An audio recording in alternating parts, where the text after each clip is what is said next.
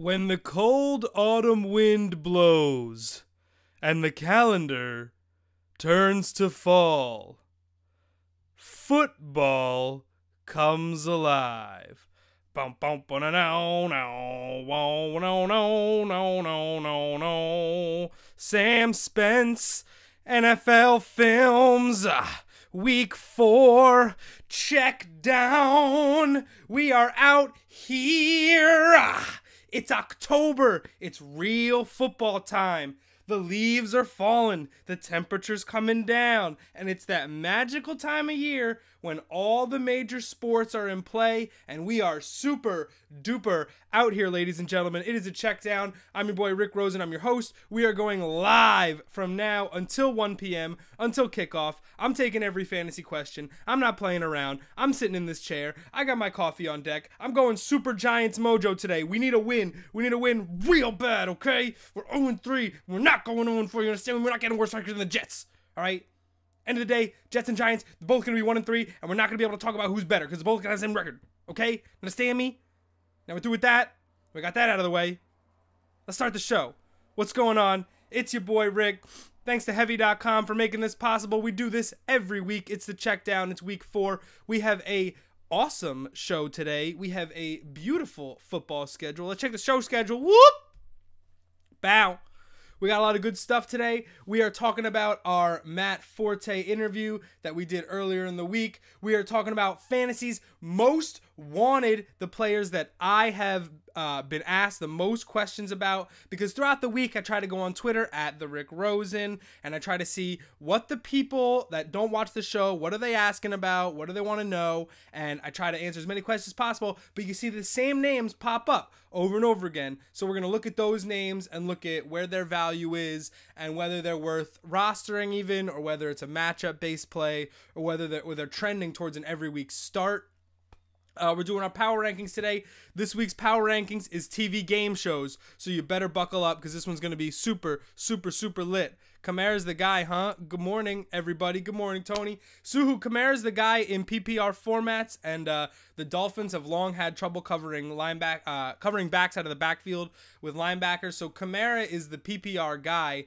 Ingram, believe it or not, it doesn't look like it, but Ingram gets a higher snap share and a higher target share. It bores out at the end of the game, but Kamara is kind of like that streaky guy where he's pretty consistently getting a good amount of touches. Kamara's worth rostering. Like, he had a garbage time touchdown last week against Carolina, and if he didn't, it really wouldn't have been like the most solid week, but he's not worth ignoring because it's the Saints and they pass a lot. So if you see a game where they're going to have a negative game script, meaning they'll be trailing, meaning they'll be passing a lot, games like against the Falcons, that's when a guy like Kamara is going to get a lot of run because he's going to be in the game, he's going to be out of the backfield because Adrian Peterson's not the guy. We figured that out. That took 4 weeks, but we figured out Adrian Peterson is not going to be the same guy that we thought he would be, which is crazy when you think about you had Adrian Peterson and Jamal Charles, 2 running backs that we thought were washed, coming back with different teams, and they're kind of trending in separate directions, where Jamal Charles is getting his 8 to 12 touches, and he's averaging like 6-7 yards a touch, and people think, oh, well, he's still got gas in the tank, that's a good pickup, whereas Adrian Peterson, you know, he doesn't get his touches. He's arguing with his coach.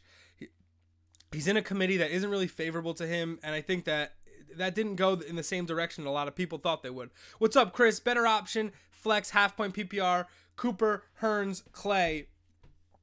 Leaning Clay. I guess that's Cooper Kupp. I like Hearns. Hearns isn't a terrible matchup. I don't see them passing all day. That's a positive game script. You'll probably see a lot of Leonard Fournette today. Oh, it's Amari Cooper? Oh, dude, you got to go Amari Cooper. Don't get too cute here. Take your best receiver. No Crabtree. They got to get the ball to Cooper. I know it's against Denver, but you got to start your studs. You got to get your best player on your roster. You don't want to regret he has a breakout game and you weren't a part of it. Amari Cooper is still a stud whether he has a down week or not.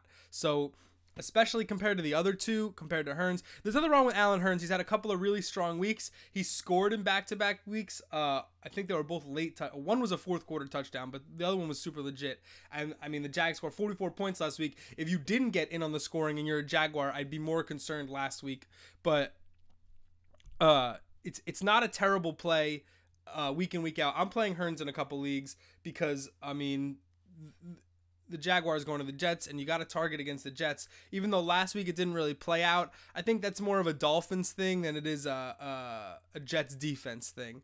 And lastly, Charles Clay is getting a good amount of touches, and you're right, Buffalo's going to be in a passing mode, but Clay should be your starting tight end, honestly, Chris. Clay should be your starting tight end, and then go from there with Cooper at starting wide receiver. And then you got a totally different option for your flex. But I definitely think that that's not a terrible situation for you. You have Ertz. Wow. Well, that's a really good situation to have. That makes for a reasonable question to ask the Checkdown. If you have this I'm used to people coming in with like, all right, well, I lost Allen Robinson and David Johnson, but I like you, Chris, because you're coming at me with an embarrassment of riches, and that's always good to see. People will say, listen, I played this so well, now I'm in this place where I don't want to overthink things. Starting 2 tight ends, it reeks of overthinking.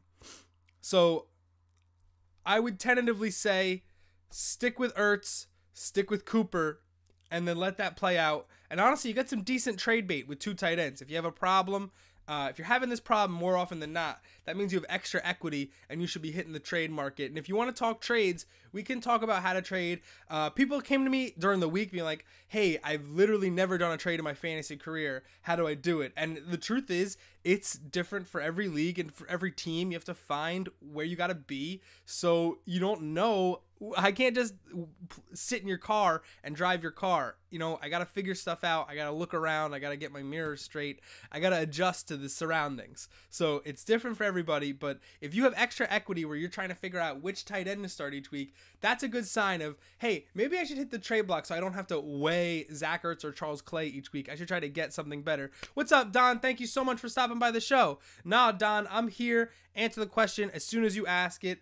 What's going on? Thank you for checking out the Checkdown. This is what we do. If you don't know, this is our emoji board. If you super chat, your question goes right to the top. We stop the show, we answer it immediately, and we put whatever symbol you want up on the board. I got new markers this week. Hey, I'm pretty psyched about it. Your boy hit up Walgreens so big. Double-sided for your pleasure. Low odor for my pleasure. That's the way that works. I don't know if that was dirty. I don't know, but orange and black, Pioneer Pride reppin'. So Cousins or Tyrod? It's an interesting play because Tyrod, off the bat, you'd think Cousins, especially after the week he had last week. But going against Kansas City in Kansas City, that's a matchup I try to stay away from when it comes to quarterbacks, even though there is a propensity for that to be a high-scoring game just because of both offenses. And we're going to talk about the Chiefs later in the show. But I actually think Tyrod Taylor is a fine play here. He's going to be moving around. He's going to get mobile. He's going to be in a negative game script. He's going to have to be throwing the ball. And I think it is a positive opportunity for him to outplay a lot of quarterbacks. These are the kind of matchups you get Tyrod Taylor on the cheap for, so you can get him going against good offenses in games where he's going to have to score over and over again. Again, like, we know Cousins is a good play. We know what he did against Oakland, but I think that on the road against a much better defense, he's going to have a tougher time. So it's not a toss-up as much as you think. And a lot of people are down on Tyrod, but the bottom line is if he gets 50 rushing yards, you're in business, because there just aren't many quarterbacks that can give you that kind of floor, that kind of minimum point value. No problem, Don. Stick around, man. We're hanging out. We got game show power rankings later. I got tons of fun stuff going on. I just cleaned all my sins because Yom Kippur's over. That's why we're unshaven, boy. We did real holidays, boy. We got real Jewish holidays. We got real obligations going on, man. You know how it is. I'm talk tough about Yom Kippur. I'm here, man. What's going on, Osman? Osman in the building. Hey, we got game show rankings later, man. You're going to love it. Tampa Bay defense or Minnesota defense? Scott, you're picking on my Giants, and I don't like that. I see what you're trying to do there. Oh, the diploma. Tony, you know Chelsea don't fish that diploma. She's got skills. And actually, it was a little easier to grab than I thought it was, but that's a whole nother story for not interesting enough for the show. So, Scott, we're talking Tampa defense and Minnesota defense. So, on face value base rosters, I'd 100% start the Tampa defense. The problem is they're missing multiple linebackers, and I really think the Giants offense is going to click today, mostly because I'm wearing as much swag as possible to try to rally the troops back. And I do think we kind of woke up a little bit against Philly, and I do think that having Jenkins back is going to really help our defense, because the Bucs love to throw it deep. Here's the thing. Minnesota's got a very good defense. Against the run, they've been very stout. And against the pass, they have one shutdown corner. My biggest issue is that the one shutdown corner, Xavier Rhodes, this is some matchup stuff. Xavier Rhodes plays outside corner, and Detroit's best receiver, Golden Tate, he plays in the slot. He's an inside receiver. So you're going to have a mismatch there where Golden Tate's going to be able to kind of do whatever he wants in the slot unless Minnesota makes that change. So it's not a good week for Marvin Jones or Kenny Golladay, but it could be, despite Minnesota having a very good defense and startable this week. I would take the Vikings defense to start. It should probably be a good week for Golden Tate, too, because of the opportunities he's going to get against lesser corners in that matchup. Like, Patrick Peterson will follow you around. Xavier Rhodes is going to stay on the outside and lock his man down. What's going on, y'all? We're checking it down. 3 hours. It's your boy, Rick Rosen. We're right here. We got lots of odds today. We got lots of interesting matchups. We got an eliminator pick. We're going to save it for tonight. Eliminator pick is Seattle Seahawks. I'll shave my head if they lose. That's a super, super safe pick if I ever seen one. It's not so much about the Colts being bad, because Jacoby Brissett's got them trending in the right direction. It's just about Seattle at home in prime time. And then you compound the fact that Jacoby Brissett's new, and now he's got to go at Seattle and play against that defense. Like, he torched the Browns last week. We're doing something very different. So that's going to be the primetime matchup. There's some interesting individual matchups in there, especially Doug Baldwin's got a groin injury, so he's a game-time decision. It's always rough when you have a game-time decision for the 8:30 game, as we're going to talk about Paul Richardson and Tyler Lockett. What's going on, man?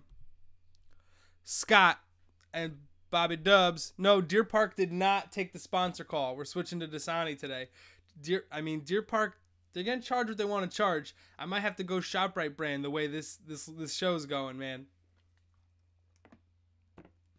They make it rough out here. Yeah, dude.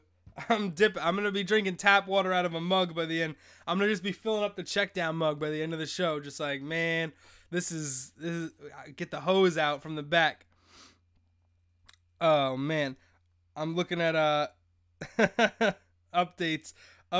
Yo, you got to give me Saints Dolphins updates all day. Brita lifestyle. What are we saying on Rob Kelly? Rob Kelly's got bad baby back ribs, so I would bench Rob Kelly. It's just not worth it for Monday. The production hasn't been there to begin with. It's not like an Amari Cooper play or a Doug Baldwin play where if they did active, they would be able to break things open for you. Rob Kelly's not going to be that guy.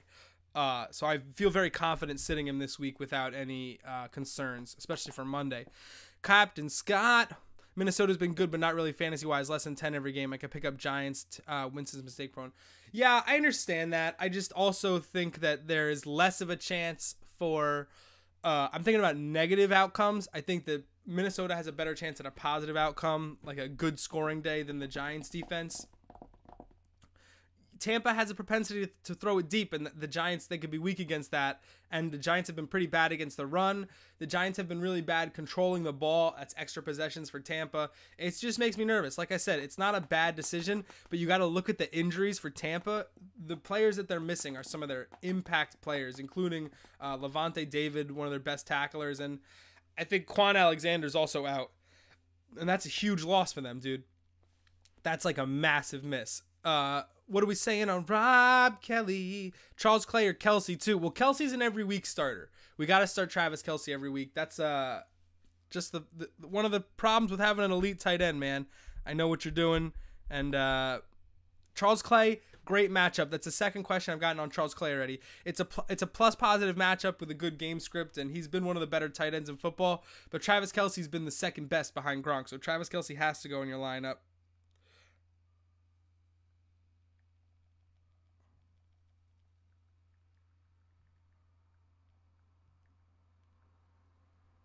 Man, I'm messaging people that we have to get this show popping. It is Sunday. It is Checkdown time. Where are we? Come on now.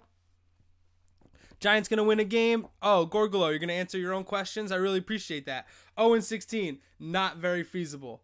I do think we're going to win a game. We have to play the Chargers eventually. We got 2 games against Washington. We're going to take at least one of those.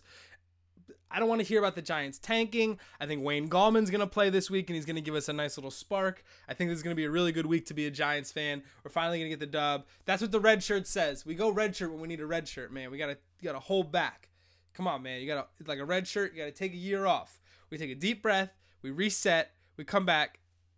Yeah, we play the AFC West. Giants play the AFC West. They got Denver, Kansas City, San Diego, and Oakland. And that's 3 losses. But, the Chargers could possibly be a win, and I'm okay with that. Scott, you're undefeated, my man. Good yuntif to the Checkdown, my man. What's up, Stein? Hope you're enjoying your afternoon. Let's go get this last day of the season. Let's go make it happen. And then we'll hit the playoffs. It's about to be that magical time in sports. God, I love mid-October. You got that beautiful season where football is right in the thick of it. Baseball is getting to the prime time, and then you got hockey and basketball just starting up, and everything's just in this beautiful every night feast where you can watch football on Monday, then playoff baseball Tuesday, Wednesday, NBA on Thursday, and then it all starts over again. It's the most wonderful time besides Christmas and Hanukkah. All right.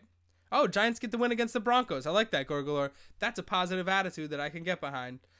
Deshaun Watson or Alex Smith? I'm edging towards Watson for the running yardage. What do you think? Well, Alex Smith also puts up the rushing yards. I think that Watson is a sneaky streamer play and a good DFS play. Watson, he certainly had a great game against the Patriots, but I do think we're getting a little bit of what have you done for me lately? We're forgetting how good Alex Smith has been to start the season. And I think at home, he's a really good play against Redskins defense. Was really good against the Raiders, but that means they can totally get exposed this week against the Chiefs. The Chiefs have been one of the better teams, the best team in football to start the year. And we're going to talk more about that later. We're going to talk about both 3-0 teams, what they're doing right, what they're doing wrong later in the show. Wow. So, off the cuff, I would say Alex Smith, and then we'll move on to the whys of the Chiefs later in the show. Giants probably winning against the Broncos. I love that. Are we feeling better about Brandon Cooks now? Yeah, we're feeling much better about Brandon Cooks now, but at the same time, it's the volatility of the Patriots offense where there's only going to be so many looks. The positive side is that the Patriots defense has been really bad. And when that's the case, Tom Brady has to keep throwing. So if Tom Brady has to keep throwing, then the offense stays explosive. Mike Gillislee stays off the field. James White stays on the field. We keep getting the ball moving to Gronk. We keep getting the ball moving to Cooks, to Amendola, to Hogan. Hogan's the one that's super volatile. 2 touchdowns last week. That came out of nowhere. Gorgolor, man, super chat. Anything you want to talk about, we talk about it right now. Stop the show, and I'll put anything you want on this emoji board. Any symbol that is PG, that goes up there right now, boy. You tell me. You tell me, man. Whatever you want to talk about. This is it. Yeah, boy. It's all you. Tell me what emoji you want on the board. I'll put any. Come on, man. We did the pickle. We did the heartbreak. Gorgolor. I got new markers. He wants a star. I got orange. I got black. Some would say orange is the new black. I have green and I have red. I'm repping the next 2 major holidays in the calendar. Thanksgiving's for bums. International holidays. Halloween's an international holiday. Dia de los Muertos. So what color do you want your star? Blue or black? Black star.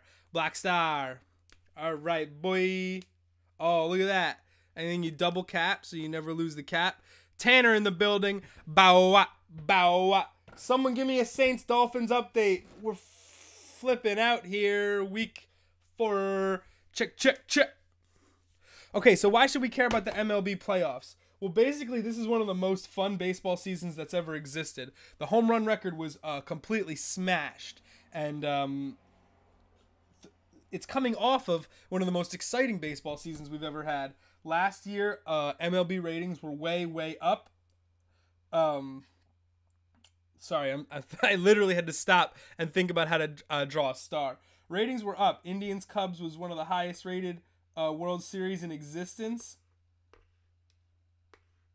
and the Cubs won, but the Indians gave them a good fight through 7 games. So the Indians are back, and the Cubs are back, and there's also teams that are just as good, if not better, than both of them, including the Dodgers, who had both the best winning streak in their franchise history and the worst winning streak in the... Whoa, we lost video. How we done to lose video? What happened? Check, check.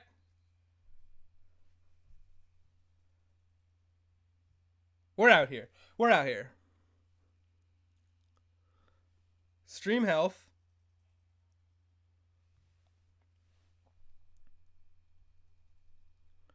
I'm not schwitzing. I'm not schwitzing, you're schwitzing.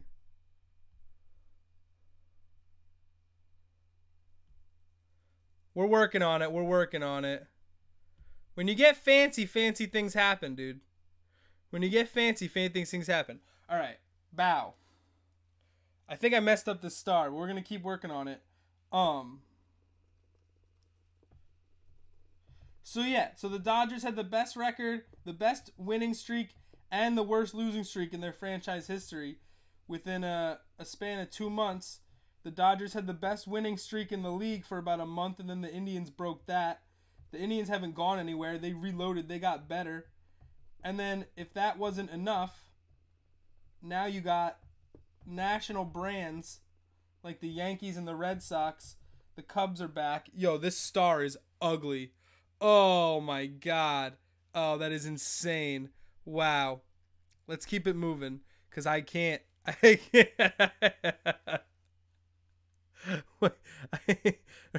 Yeah, that's what I think about the Cowboys. That kind of star.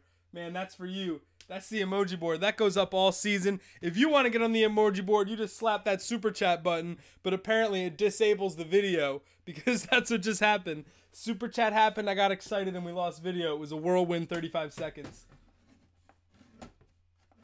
Bang, the emoji board stays undefeated. Someone give me a Saints-Dolphins update. We out here. Not enough scoring in that game. All right, let's back it up. We got new markers today. Let's get some questions.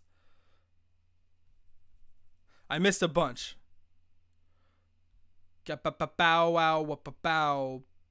Black star. Paul Richardson, Alshon Jeffrey, Doug Baldwin, Rashad Matthews. Pick 2, 14 team. Oh, this one's easy. When Alshon Jeffrey's healthy, he needs to be in starting lineups. It's a little bit...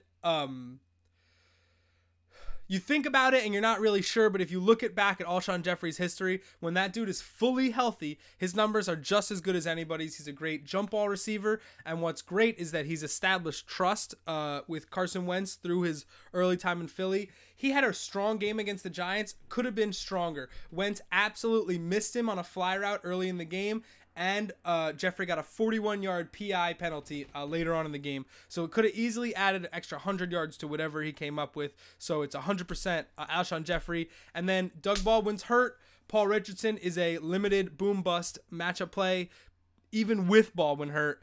So I'm going to go with Rashad Matthews, who's had a lot of success on the deep ball. And check this out. So, like, the Houstons had A.J. Bouye, and they're like, that's our best corner. He left. He went to Jacksonville. That's why Jacksonville's defense is better. Because the Texans, they said, we have this guy, Kevin Johnson, who we really like. Kevin Johnson got hurt. Kevin Johnson's going to be out for the next, 6 weeks. So they're really, really hurting at corner. They were expected to be thin, and now they're hurting. So that's a matchup that we can exploit, the Texans' pass defense. They were kind of torched. A.J. Green had a really solid game against them in primetime, and then the Patriots did whatever they want against the Houston secondary. So it's a really good matchup from here on out until Johnson comes back. Kevin Johnson was a kid we went to school with. It was pretty cool. I think he just got engaged. Injuries to Sean Lee and Fletcher Cox factor in 2 notable line moves. Yo, come on now. We got to look ahead to the Jets and Browns schedule if we want to start winning some fantasy leagues, guys. Let's get it popping. What's up, Armals? We are out here. Week 4, Giants, making it happen. going 1-3. Watch out, NFC East, because there's something happening in the basement. There's a leak in the basement, and we're looking up at you. We're coming. All right. Bang. Simeon or Winston start. What's going on, Alfredo? Thank you so much for stopping by. Simeon or Winston is a rough call.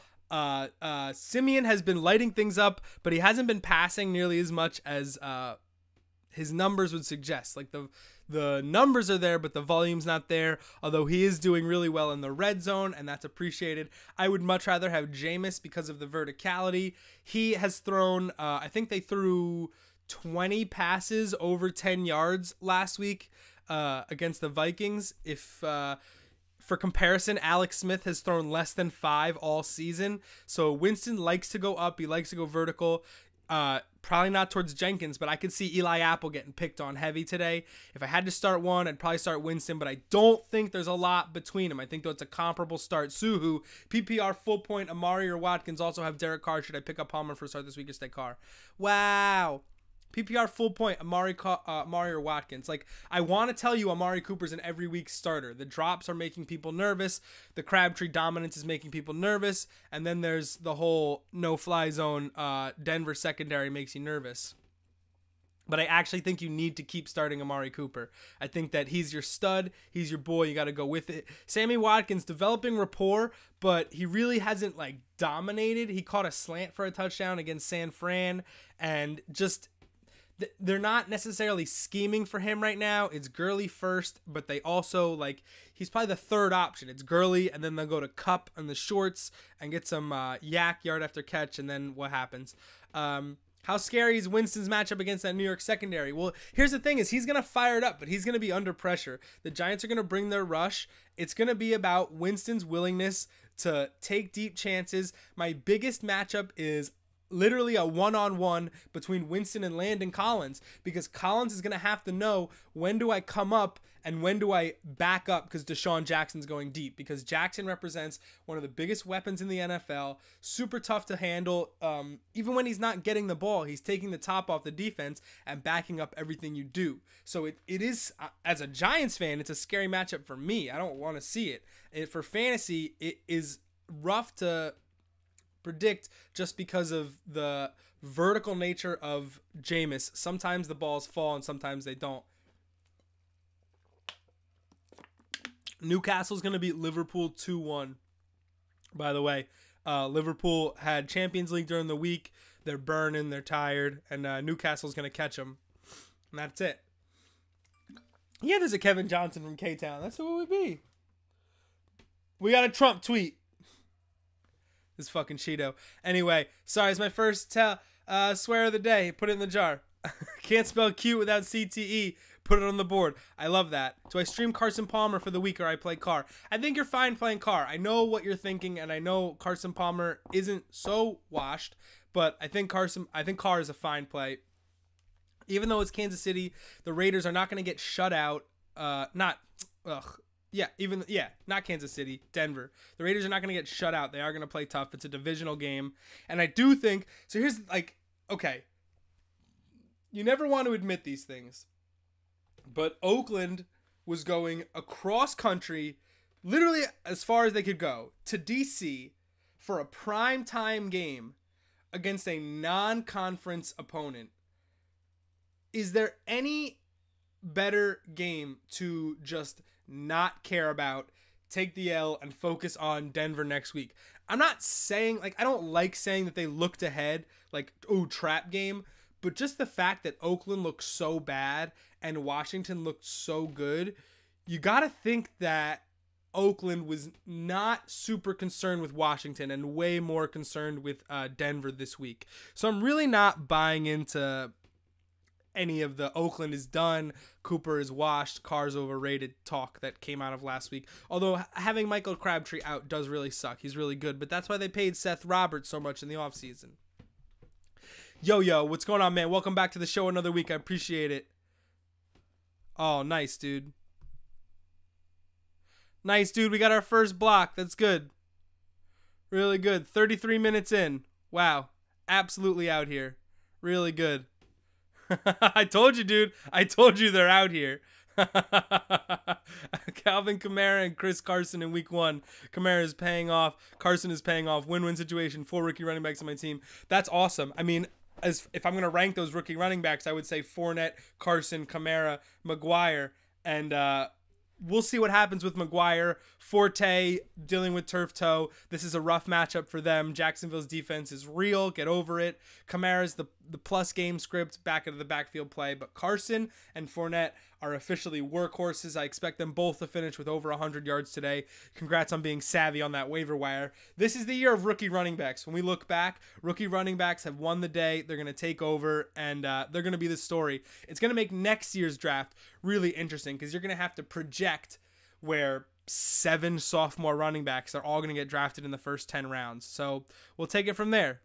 That's so funny, dude. I got called a cuck before 11 a.m. You know it's going to be a good day. What are my thoughts on Bryce Butler? So Bryce Butler's interesting because he completely replaced what's-his-face, Cole Beasley in that lineup. But I think the thing about Bryce Butler is it was more a matter of matchups against the Cardinals than anything. So this is something that a lot of people don't talk about is Patrick Peterson is the number 1 corner on the Cardinals, right? The number 2 corner is named Justin Bethel. And there is no greater drop-off from number 1 corner to number 2 corner in terms of talent than Peterson to Bethel. It's massive. So what happens is teams are going to move receivers around and literally just pick on Bethel and throw away from Peterson. So that's basically what happened with the Cowboys. It was Dez not getting targets, Dak running or throwing to whoever Bethel was covering. And a couple times that happened to be Bryce Butler.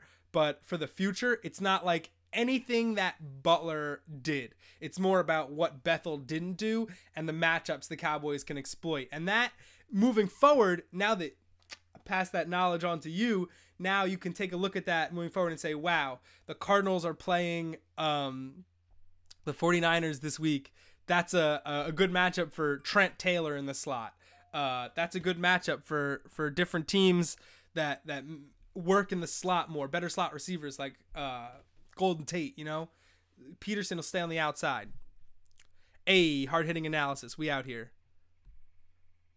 Okay, let's happen. Okay, we got some Newcastle talk in the chat. That's totally fine. Trost and Osman getting it at. I'll take Armel's question while y'all doing your thing, and then maybe we'll do Fantasy's Most Wanted at well, if we're gonna do game shows at 11:30, so let's do 11. Okay. PPR, Pryor, Thompson, or Richard in my flex. I feel like the Chiefs will be ready for Thompson, which may open the door for Pryor. Thoughts? Okay, so here's my big problem with Pryor, is I need to see it. I just need to see it. I'm done putting Pryor in my lineup, and I'm done trying to defend him because we drafted him so high. I was big on him at the start of the season too. I think most fantasy people were big on Pryor to start the season, and he really hasn't done much of anything through 4 weeks to convince us that he's worthy of his draft choice. That being said, the Redskins are a passing offense, and it's going to be there, but I need to see it first. I do think they're really missing Pierre Garçon and Deshaun Jackson, mostly the latter and his ability to back off safeties. We just talked about that, but Garçon has gotten over 20 targets in a struggling San Fran offense, so Garçon's doing just fine. Doing way better than Pryor, by the way.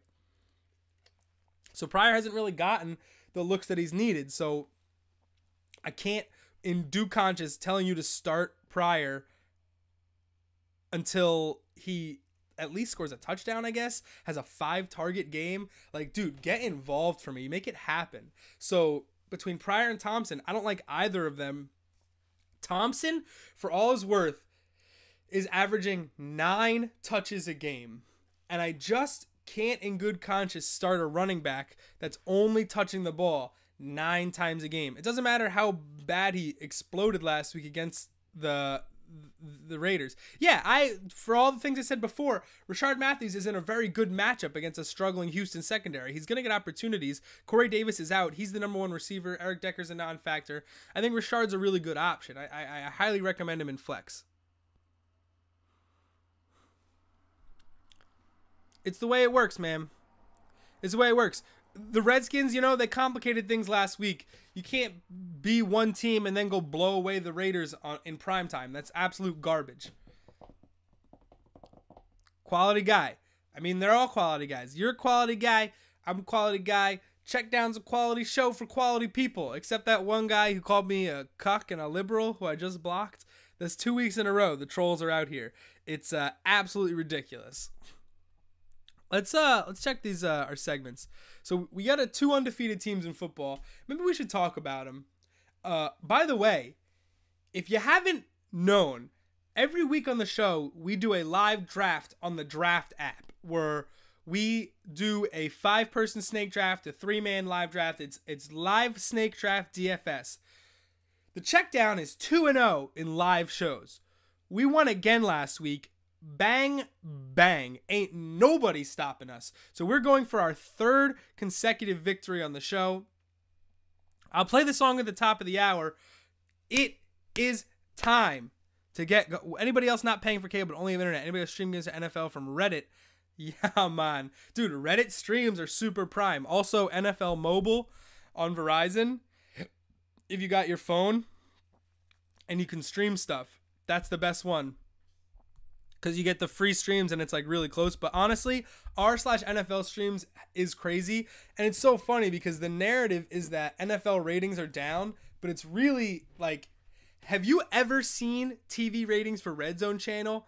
Because I've never seen anybody report TV like Nielsen ratings for Red Zone channel, but I've got to imagine that they're gaining steadily for 5 years because I don't know anybody that doesn't watch Red Zone that doesn't have it. It just seems to be the mandatory Sunday thing. You could put Red Zone on the TV and then bang around at your favorite individual games on the laptop. So it's pretty insane where we're at. Bang, bang, bang, bang, bang, bing, bing, bing. Can I get a Saints-Dolphins update? Can I get a Saints-Dolphins update? We are checking the chat. We are living the life. Dude, Red Zone, but like seriously, there's no ratings on it. You got to understand, everybody watches it and they say, oh, well, what about, you know, the national anthem protests, Colin Kaepernick, that's why I don't watch it. Yeah, goal line for college football is also tremendous. Oh, 0-0, huh? You boys got over 50 out here. How many catches does Landry have? That's a thing we took. Parker's got 3, so that can't be good for Landry. But Landry's a low volume. They usually do it by yards. Ted Ginn's got a rush. Wow. Wow, 13 total yards for Ted Ginn. I'm all up in my own self right now. Sorry, guys. Checking it, check. Oh, he's got 3 catches. We're in business. Lifestyle. Reddit. Uribe, I love it. r/NFL streams.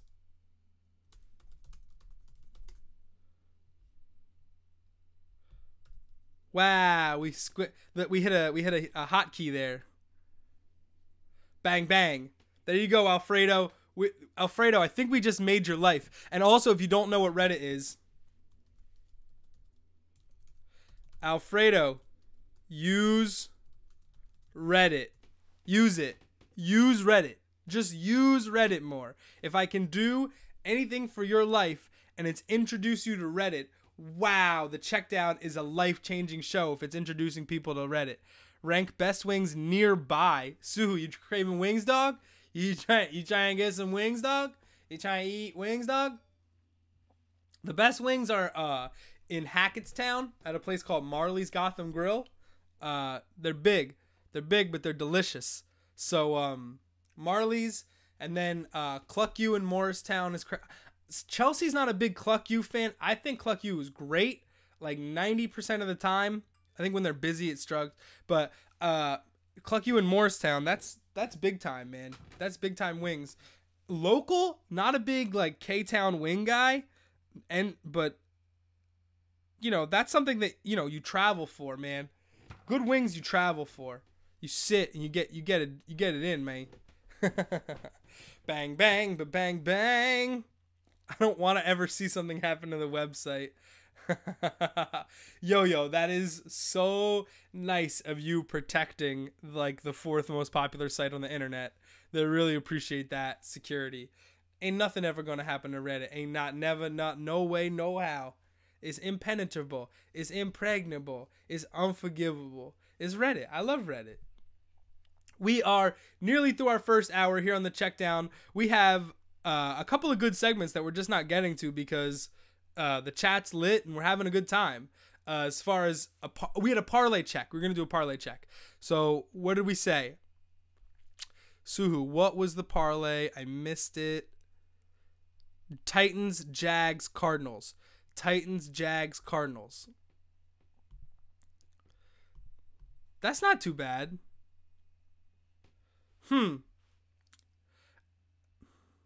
If it's the spread, I'm a little bit more nervous because 7 is a lot for the Cardinals to lay. But I like Jags.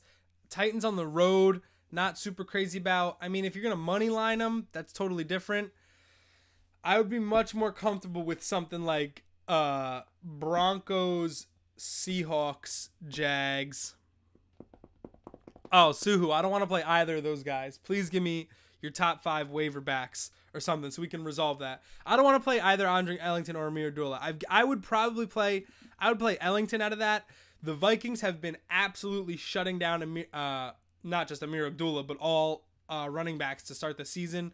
Le'Veon Bell had 20 carries just to get his minimum production. So I would definitely not be starting any Lions running backs today.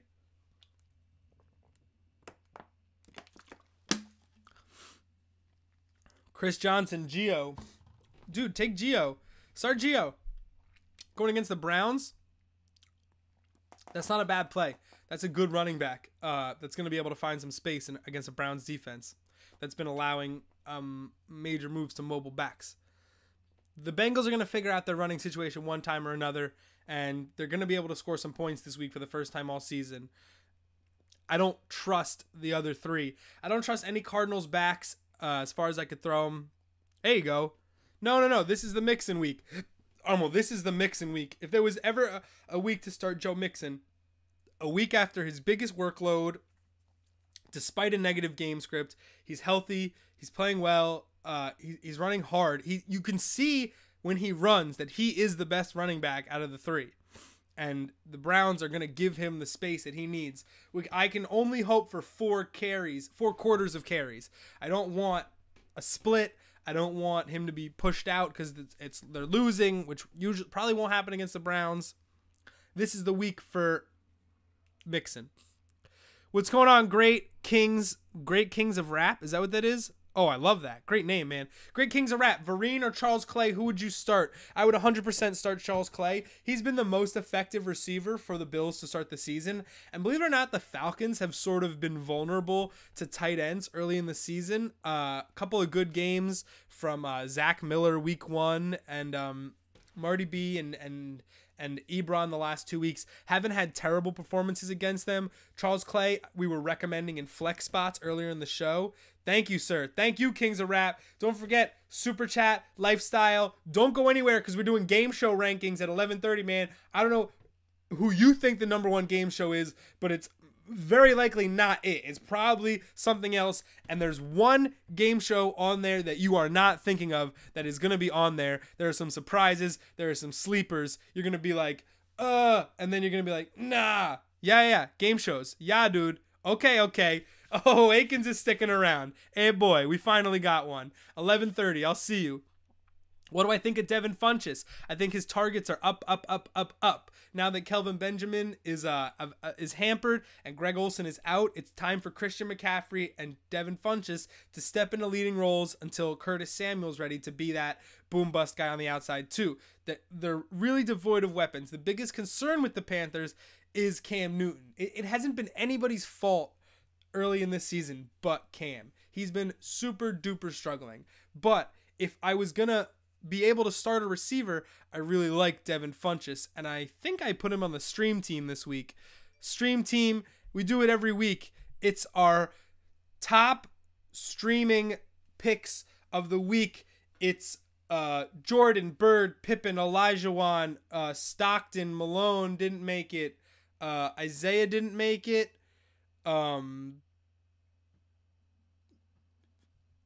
Everybody name a member of the Dream Team. I'm missing the Dream Team members. But this is the Stream Team. Stream team. Banana. All right. Stream team. Horace Grant. John, was Horace Grant on the dream team? Damn, man. Horace Grant, that's who I modeled my game after. And when I say my game, I mean just the aesthetics of the game with the goggles and the poor posture. That's who I modeled my dream team after. So coming in at first on the stream team is Austin Seferian-Jenkins. The Jaguars have done well against tight ends early in the year, but the bottom line is there's nobody for the Jets to throw to in that intermediate passing range. Curse and Robbie Anderson has proven rec spec, dude. Think I don't know nothing about rec specs? Last week we did Glasses power rankings, okay? You don't know nothing about it. Nobody knows rec specs like I wear rec specs. I wore glasses under my football helmet for 6 years, boy. You don't know what it's like to hit people and then be like, because your glasses are fogging up because you're going so ham. All right, so Seferian-Jenkins actually had a nice game in his debut last week. The Jets were in control and he was still pulling down. I think he had 6 catches. Oh, Armel, that's a really good question. I should stop Stream Team for that. So let's take a break for Stream Team and talk about kettle cooked chips. Salt and vinegar is something, like, you know when you say your taste buds change every 7 years? Salt and vinegar totally hit me with that every 7 years because I used to despise them, but they're creeping back into my life as like this crazy side dish that you just can't like put your finger on where you like it, but you don't really... You can't replace it. Like, you like salt and vinegar because it's a feeling you can't find anywhere else. Here's the thing. Kettle cooked, there's a sea salt and black pepper kettle cooked chip.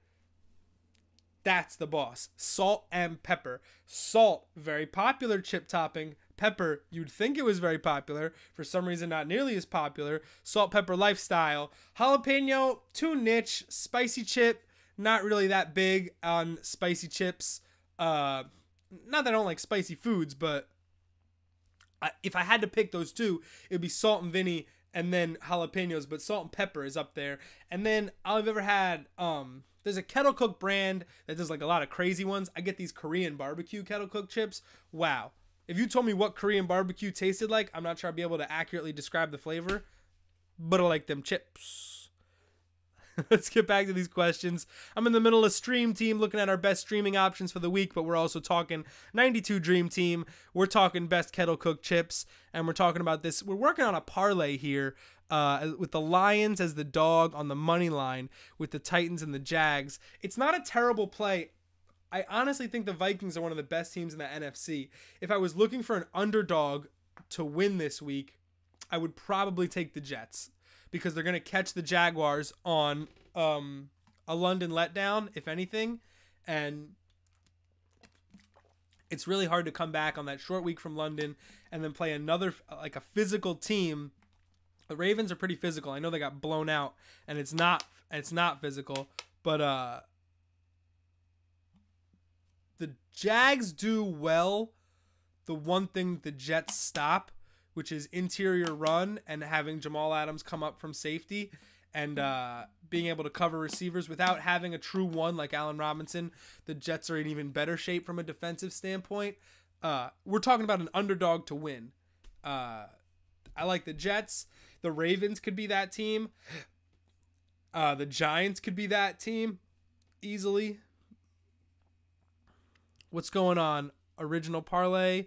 Trader Joe's, we have kettle cooked chips that are delish. Yo, Trader Joe's has a ton of boss stuff. Trader Joe's, they do this thing where the aisle is like healthy frozen foods, but right above it is the not healthy chocolate things. And that creates this little problem for me, this crisis where I don't know where to put my eyes, but the eye placement is directly related to my life choices, because the lower the eyes, the better the life choices that I make.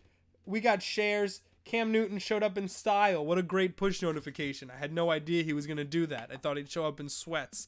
That's insane. Trader Joe's. Tony, I'm going to message you after the show. You're going to hook me up with that discount. Armo's dill pickle flavor, underrated. Pickle flavoring is underrated. There's a whole pickle store called Kilhaney's. It just opened up across from that wing place I told you about. Shameless plug. That's actually turning into a really good strip in Hackettstown. There's a pickle place. There's a wing place. There's a ramen place. All in this little... There's a really good board game store right in this little Main Street stretch of this town that nobody wants to go to because it's far away. Truffle flavoring... so overrated. Who is the Christian Laettner of this week's stream team? That's a great question, John. Why don't we go through the rest of stream team and we figure it out? So Safarian Jenkins is a good matchup that you could pick up, but it seems like there's a lot of good streaming options. There's a lot of good tight end matchups this week, but Safarian Jenkins is just someone that if you have a roster spot, you can consider adding because his talent means he should be higher owned. The QB is Deshaun Watson, owned in a lot of leagues, but definite boomer bust potential after last week against the Patriots. So he's coming off multiple positive ranking weeks. He loves feeding DeAndre Hopkins, so it's a good DFS stack play. 18% is a little bit high, but there aren't a lot of quarterbacks left because all the bad quarterbacks are playing well to start the year, and it's creating this system where some people have as many as 3 rostered quarterbacks on their team. It's crazy. So it's tough sledding right there. Stream team, Wendell Smallwood. So if I had to pick a Christian Laettner, that means that there's one player on the list that I hate. Right? Because I hate Christian Laettner. That was a good 30 for 30. So I hate Wendell Smallwood. I think that there's a lot of good backs out there that are small time, but I think that Smallwood is available, but not necessarily optimal. I think he gets the nod here because of Darren Sproles' injury, because Smallwood's going to get plugged into a lot of game situations, and I think that he has good, like the Eagles see him as a flex more than like a fantasy roster sees him as a flex. The Eagles can plug him in a different passing and blocking situations. His blocking has really improved, so he's getting in on more passing downs.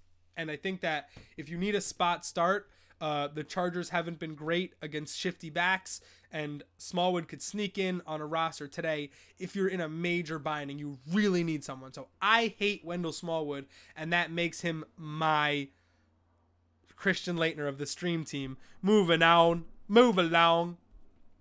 Let's check out the chat real quick in the middle of stream team. Bang, bang, bang, bang. Okay, so it seems like every time we go check chat, we lose a little bit of video. That's provocative. Every time we check chat, we lose a little bit of video. I'm a stream detective here. It's crazy. We're moving at a good frames.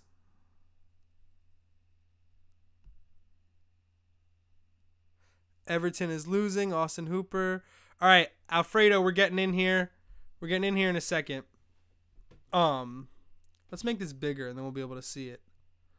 Oh, not like that though. The technical aspect of the show, guys. A lot of people don't think about it. A lot of people don't think about it. You got to press the keys to play the music. Okay. Tevin Coleman or Terrence West hurting at RB. Scott, I hear you.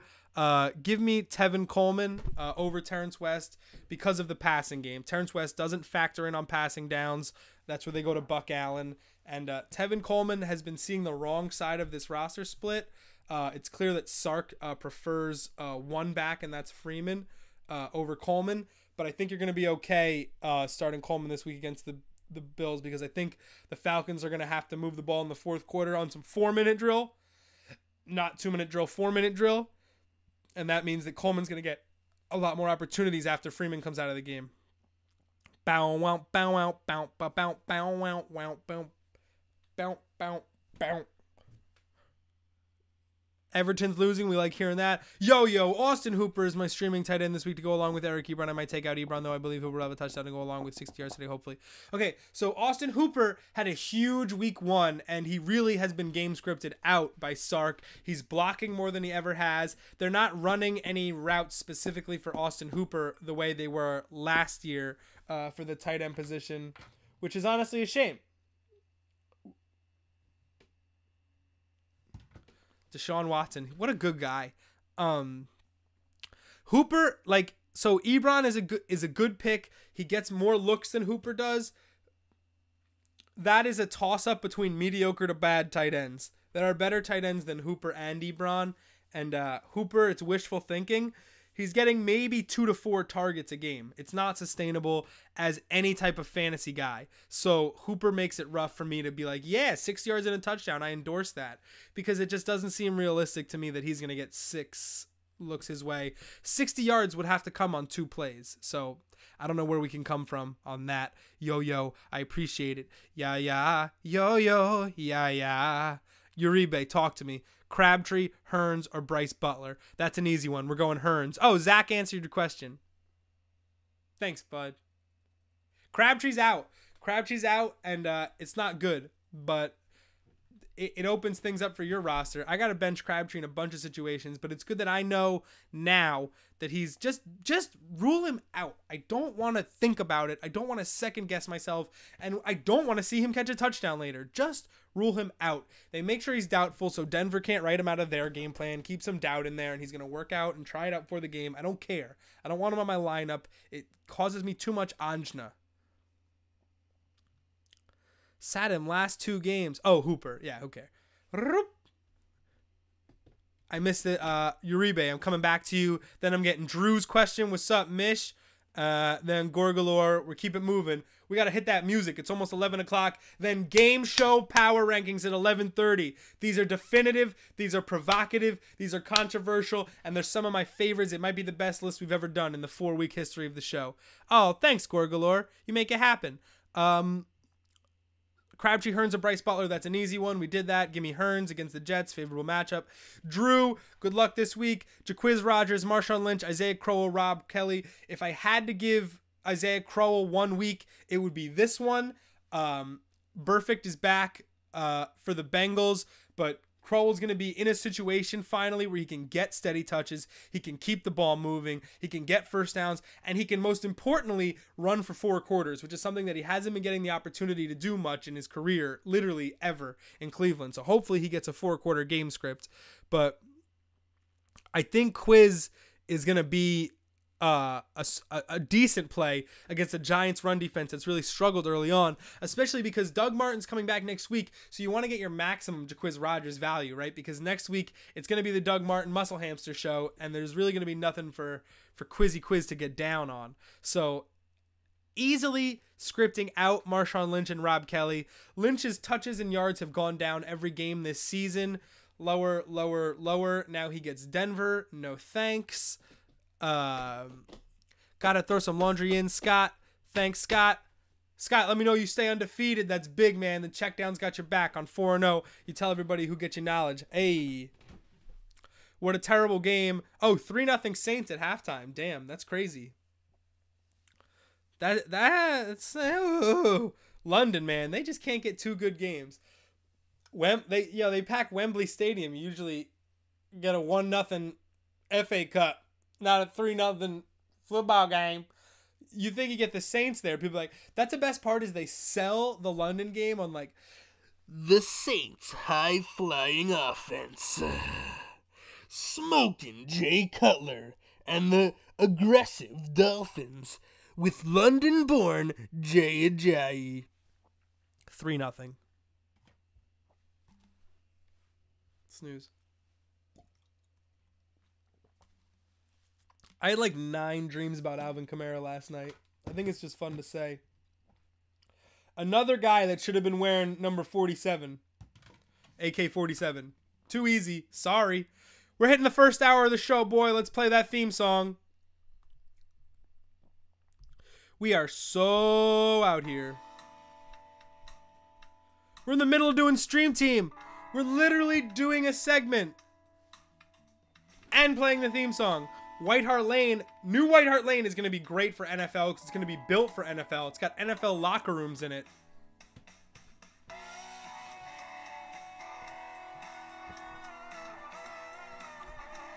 Hour 2, baby. Week 4, hour 2. We already super chatted. We super chatted minutes into the show. We're big.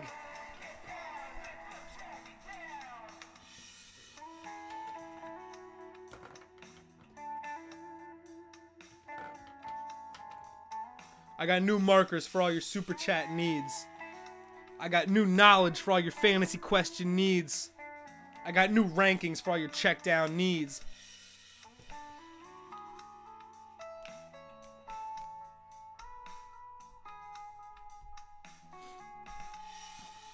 I need more music. I really wanted to start with the NFL Films logo. NFL Films and then I couldn't find it, and I didn't want a YouTube ad to play when I started it. But man, I love when the leaves start to fall and it gets just a little chilly at 9 a.m. Bum bum bum bum bum bum bum bum bum bum wah wah wah wah wah wah wah wah. That's Sam Spence time, baby. Let's go. If Eli was an emoji, what emoji would he be? He would probably be this guy, or this guy, or he would be he'd be the hot dog emoji. Yeah, that's a great question, man. The Over the Hill gang. The one about the Raiders is the best one. Yo, I call, what are we missing? What are we missing? What a terrible game. What city besides St. Louis should have an NFL team? That's an excellent question. I think about this a lot. The number one city that should have an NFL team, I think, is Birmingham? What do you think about Alabama getting an NFL team? What do you think about Milwaukee getting an NFL team? What do you think about Portland getting an NFL team? What do you think about Mexico City getting an NFL team? What do you think about Toronto getting an NFL team? What do you think about Charleston getting an NFL team?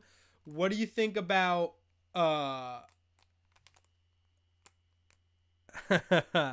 Mexico City should get a team. No, there's another one that I'm really missing. It wasn't Vegas. There's one that I really like that really deserves a team.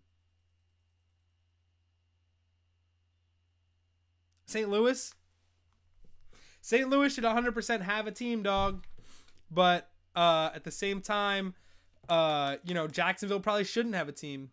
Vegas probably shouldn't have a team. Oakland should have a team. How about that? Oakland is the number one team.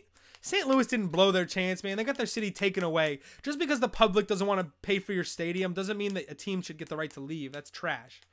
I think if you're bad to your team, you should get your team taken away. That's probably more true than anything else. Wow, dude. We really got people out here, man.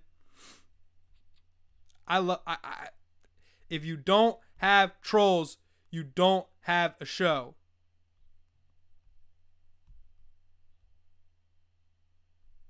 Come on, where's the chat? My chat is too slow. I got to get this stuff out of here. We're getting ready for the second hour of the show. We have a fantastic next hour. We are doing game show power rankings. We are talking about both 3-0 teams. We are talking about which players are most talked about. And we are keeping it moving. Sorry.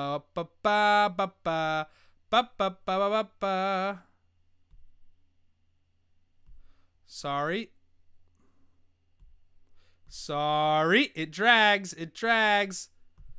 This is why we need a producer. Dude, it is hard work getting these people out here, man. They got y'all jacked up like that. That is crazy. But anyway, the biggest problem with NFL right now, I think, is the stadium size.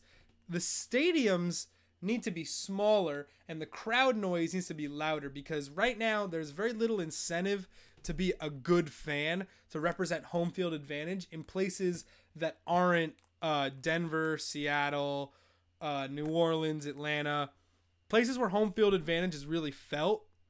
Everywhere else, it kind of just feels like a corporate event. Yeah, I know the players. Salt Lake City is not a good place for the NFL. Whoever just said that, Zach, I know what you're doing. No thanks. I would put an NFL team in Brooklyn before I'd put an NFL team in Salt Lake City, and I know how bad that is. No thanks. I think that the NFL is a little scared to go international, but I do think Toronto and Mexico City should 100% be on the radar. I would give. What is this dude's problem? I would give Seattle a second team probably before I go like London. That's the biggest thing. But it's good. It's good. Honestly, the NFL is in a really good spot with with 32 teams. 32 is a really good number. I don't see what, if anything, you're moving teams around now. You're not adding more teams. It's a really 16, 4 divisions of 4, bang, bang, 8 make the playoffs. The NFL's in really good shape as far as what they are built for. Let's talk about some other stuff. I'm not looking at the chat. Stupid, man. Stupid stuff. All right, let's keep it moving. Every week, I go on Twitter and I ask people, who are the top people that you want me to talk about? And every week, I have a bookmark on my screen that takes me right to, what is this guy just, how do I keep blocking and blocking. Oh, I'm just removing things. God damn. Oh, man. Sue, I'm going to get to that in a second. I really got to figure out when I'm going to get these segments going, man. Woo! What's wrong with the Steelers offense? So, I think the Steelers offense right now is just kind of struggling with their balance, because I think that it's right now it's either run the ball with Le'Veon Bell, work the ball to Bell, or bomb it deep. Roethlisberger has taken a ton of deep shots early in the season, and like, I'm really not schwitzing. And lots of people, lots of those deep balls have gone begging. He really hasn't been as accurate on his deep passes as he has in the past. So that's my biggest problem. He's getting the ball to Martavis Bryant, and Martavis Bryant's not catching them. He's got a catch rate below 40%. It's really been bad, and he's sick. He didn't practice all week. So it's really all Antonio Brown or short Le'Veon Bell for 3 yards or nothing. So I think that's where the Steelers offense is right now. I also think that it's just a matter of time. Like, they're going to get rolling. They're a November team. We still got to get that, Roethlisberger miss a game and a half with injury thing that happens every year. So I think that we're going to be okay with the Steelers offense. It's not the juggernaut people want it to be, but the talent is still there. It just depends on Roethlisberger making good decisions and making the throws. And when he chucks it up, you're really just taking your chances like you are with Jameis or any other, like Cutler, all these deep ball, go-get-it type quarterbacks. So I don't think there's anything wrong with the Steelers offense. I wish Marty Bryant would come through a little bit. Being sick all week is not really going to help him. It's really rough. Okay, so every week people ask me, hey, Rick, every week I go on Twitter and I look at people asking Matthew Berry for fantasy questions that he's not going to answer. He can't possibly get to everyone's fantasy questions, but they're going to ask anyway. And in his mentions, there are hundreds and hundreds of people asking fantasy football questions. So what I do is I answer them, and I refer them to the Checkdown. But I also take note of the same people that get asked over and over and over again. And that's why I've created Fantasy's Most Wanted. I'm going to try to do the whistle here. Wah, wah, wah. Wah, wah, wah. Wah, wah, wah, wah. First wanted man, Paul Richardson. I've gotten a ton of questions about Paul Richardson this week. I think it's mostly because of Doug Baldwin's groin injury, which is something to think about. But the bottom line is Paul Richardson has always been a boom or bust deep threat receiver. He's not a between the sticks guy. He's not a chain mover. He's not a big target. He's not a first read like Doug Baldwin is. And just because Baldwin is hurt doesn't mean Richardson's immediately going to be effective. It still has to be done within the concept of the Seahawks, which is a team that would like to run the ball. It has a bad offensive line, and Russell Wilson is a quarterback that likes to get on the move. When that happens, you need a lot of rapport. That's why Doug Baldwin's so good, because he can kind of predict what Russ is going to do and put himself in the best situation. Paul Richardson is going to see more snaps, but the target share really hasn't been there. So it's a huge, huge risk especially in a primetime game, even if Doug Baldwin is out. People ask, I say no. Next is Adam Thielen. Now, Adam Thielen was a major fringe guy last year who has now climbed into the fantasy inner circle. He is, I believe, leading the league in catches of 20 yards or more. He is a legitimate wide receiver 2 every week. I don't want to hear any more questions about Adam Thielen in the flex. Adam Thielen is not a flex player anymore. He's a wide receiver 2, and Adam Thielen can be safely started every week. He's earned that right, and I think we can accept that moving forward. The next guy is Amir Abdullah. Now, everyone wants not just Amir Abdullah, but a Lions running back to pop. We just haven't seen it, not this year and not last year, not in a while. And Amir Abdullah is not that guy. He's had a long run against the Giants. He's been able to break long plays in the past, but he's not getting the targets or the touches to make himself a viable fantasy starter. He's still splitting carries with Theo Riddick, and both of them are losing goal line touches to Dwayne Washington. So when you factor in that trio, especially when you take on Minnesota this week, I would be starting exactly 0 Detroit running backs. Lastly is Chris Thompson. Touched on him briefly in the show, but nobody's had a better start to the season than Chris Thompson. He had a monster game against Oakland when the Redskins stomped.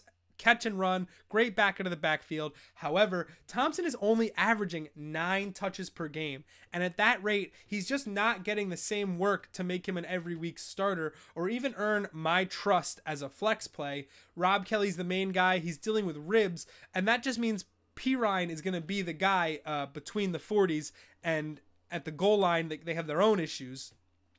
Chris Thompson's just not that guy.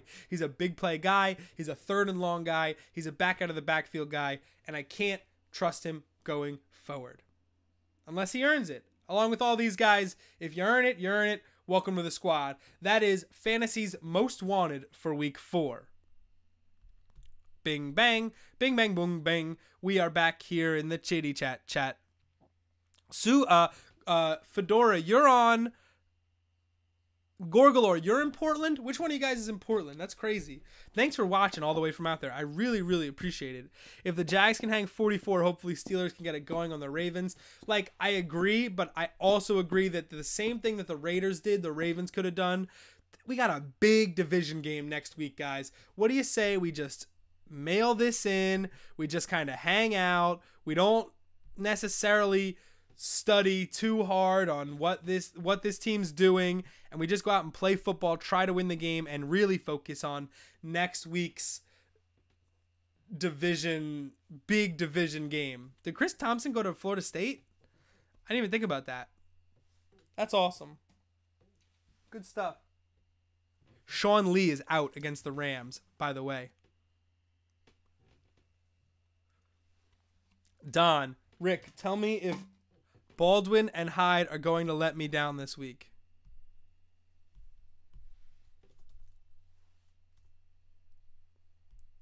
Anybody else? I'm just kidding. It's a check down. We are 14 minutes away from game show power rankings. We are really, really doing it out here. Big time check down power rankings time. It is my best one ever, I think. We got some real provocative. You can make your guesses below. Honestly, it's a big time decision. CJ Anderson or Adam Thielen? I would 100% go with Thielen and then Anderson. Ideally, I'd probably start them both. It's a pretty good matchup situation for both of them. I forget which way my hair is going. I think it's this. Did you see that for a second? It was like I had a toupee. I put the Giants cap on. Then you really see me schwitz. Boys, you can't get a haircut on Yom Kippur. It's against the law. You'll get arrested.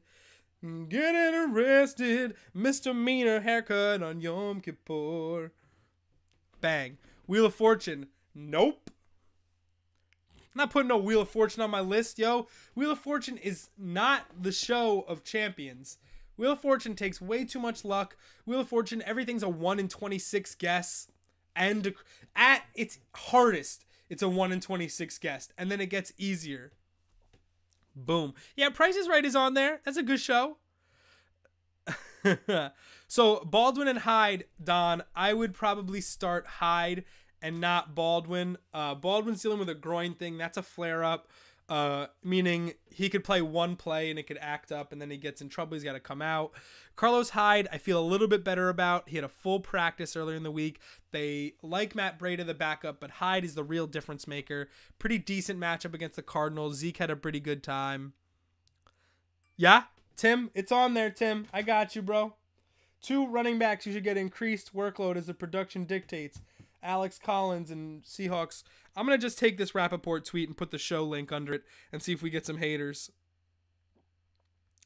Haters beware. Haters beware. Haters beware. People really hitting me up. Yo, Twitter bots are a crazy thing, man.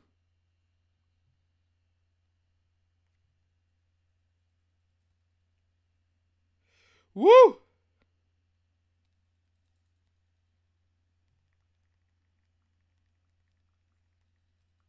I'm tweeting. I'm doing pub for the show. Chopped is not considered a game show. So we had to put some restrictions on this. And one of the biggest things was it cannot be a reality show. And I know that Chopped is technically not a reality show. It's like a skill competition. But that is also where we took out of it. So, like, Survivor is not a game show. Amazing Race, not a game show. The Apprentice, not a game show. Chopped, not a game show. Iron Chef, not a game show. As a game, like, to be a game show, every single person has to be able to compete. Like, there has to be no restrictions. Actually, that kind of messes with some of the ones we're talking about later on. So let's just drop that and no reality shows, okay? I said it, and Chopped counts. So eat it. Chopped is a good show, though. I don't hate it.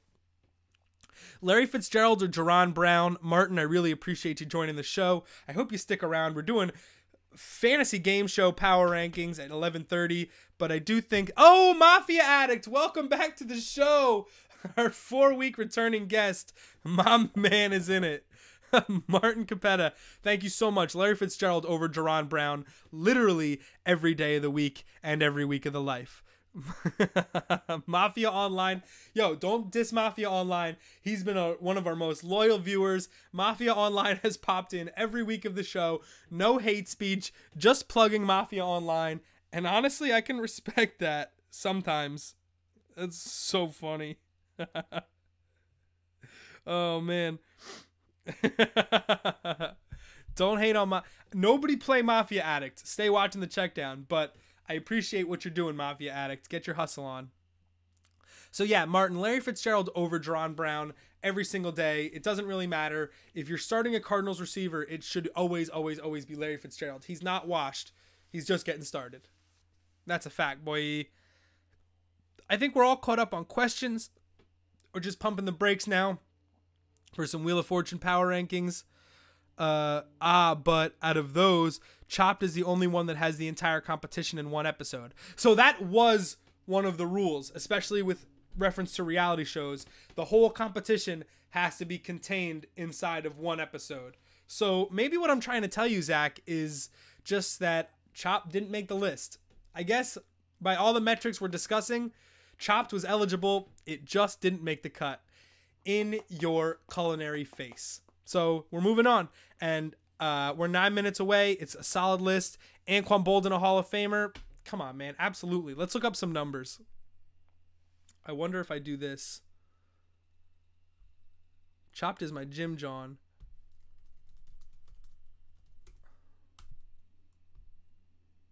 Does this work? Is this going to swap on me?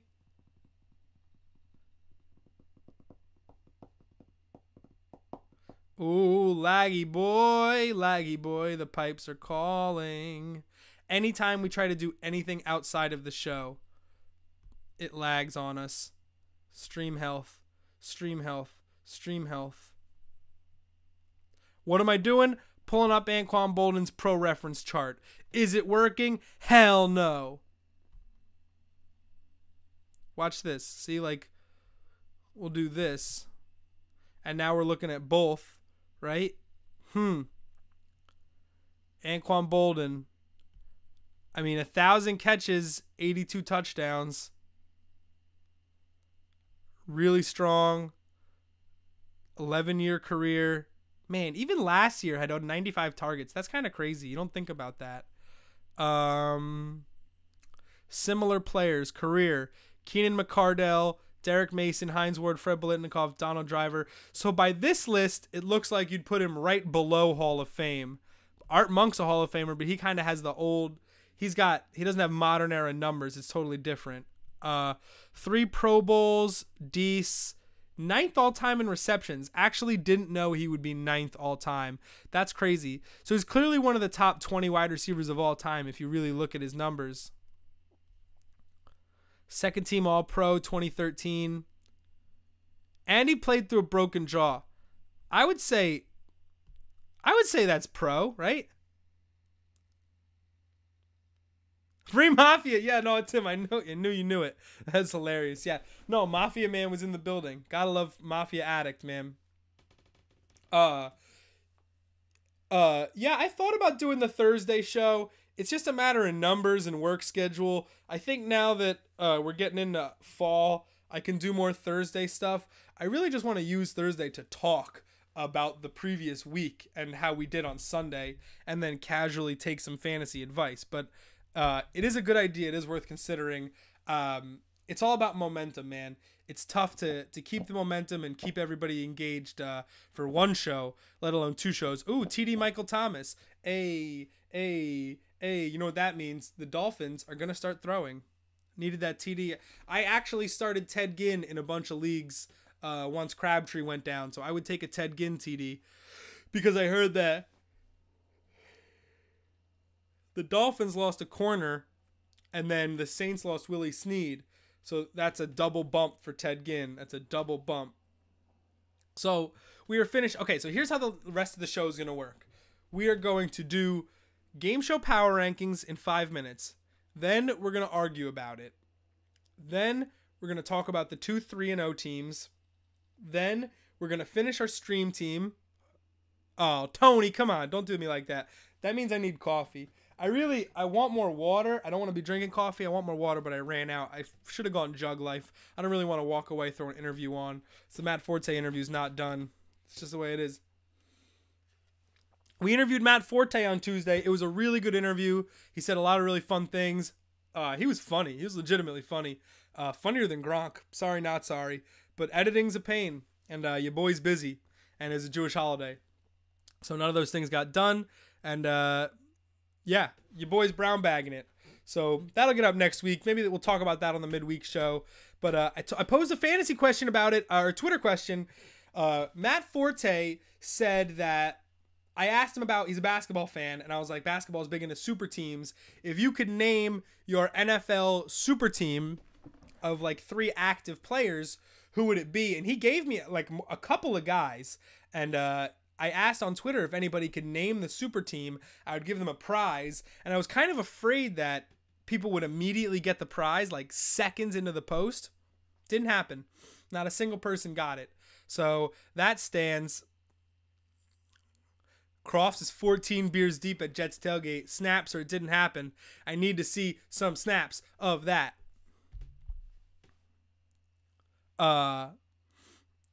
Jets tailgate is super lit. It just doesn't have all the table action of a Bills tailgate. So Jets third O-line, Giants third O-line combo in 4 games. Fluker at right guard, John Jerry at left guard, Pugh at right tackle.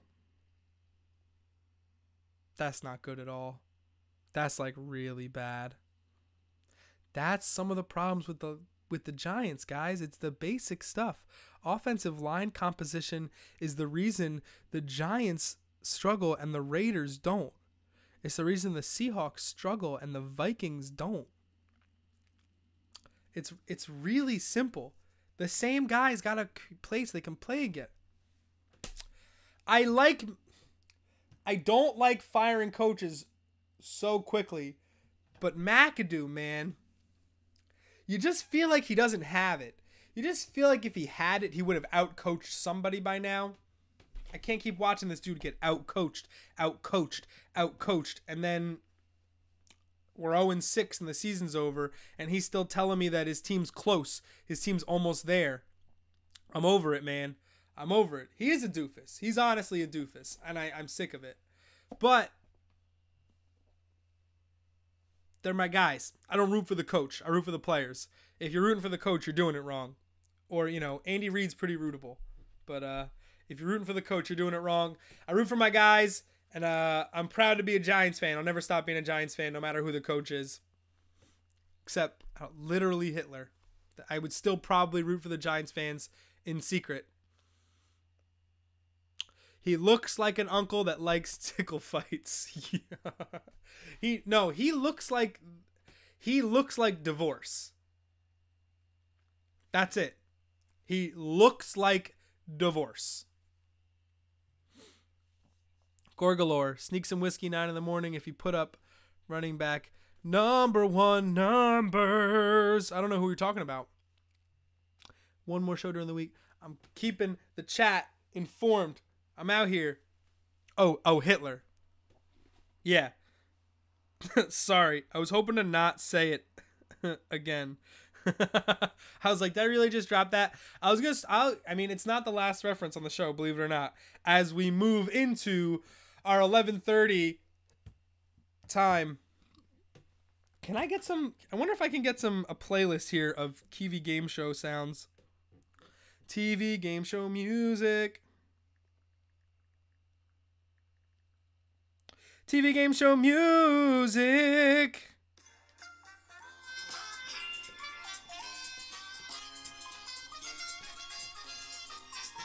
Oh, 11:30 on the Checkdown. You know what that means? It's that thing we do every week. We're going to rank stuff. It's what you do in sports. How will you know what's better if you don't rank it? Yo, this slaps.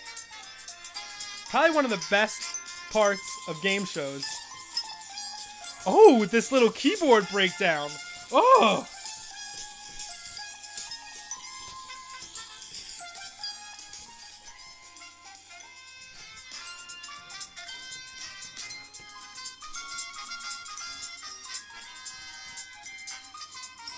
All right. Wow, this Price is Right theme bangs, dude. All right, I'm starting it over. Oh! All right, here we go, baby. The official Checkdown power rankings for week 4.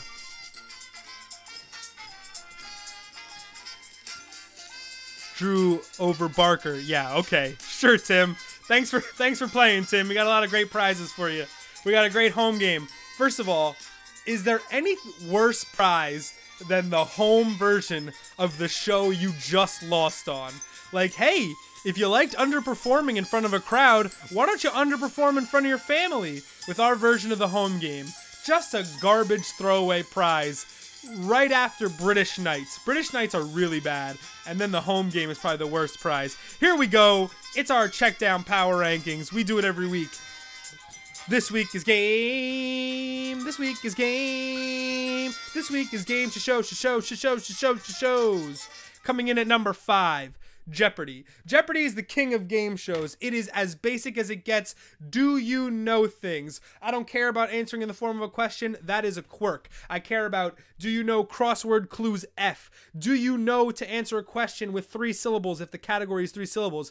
Can you get the sports category and the religion category? Are you fluent in geography and history and politics? It is the ultimate trivia test, and that is why it belongs on any definitive game show list. Alex Trebek is a masterful host, blending information and comedy. It also happens to be one of the most well-structured game shows. You know exactly what's happening and where we go. My favorite part is the interview in the middle of Single Jeopardy after the first break, because Jeopardy contestants are the least socially prepared for Jeopardy. And then what happens is Jeopardy is one of the only shows on this list with returning contestants. So if you get a contestant that's returned for over like 10 days, which is very possible on Jeopardy, they don't know, they don't have any more interesting facts. Their stories be like, I heard one time you burned a dinner. Why don't you tell us about that?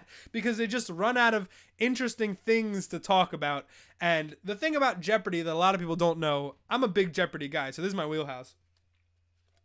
People who say they're good at Jeopardy are actually only good at single Jeopardy.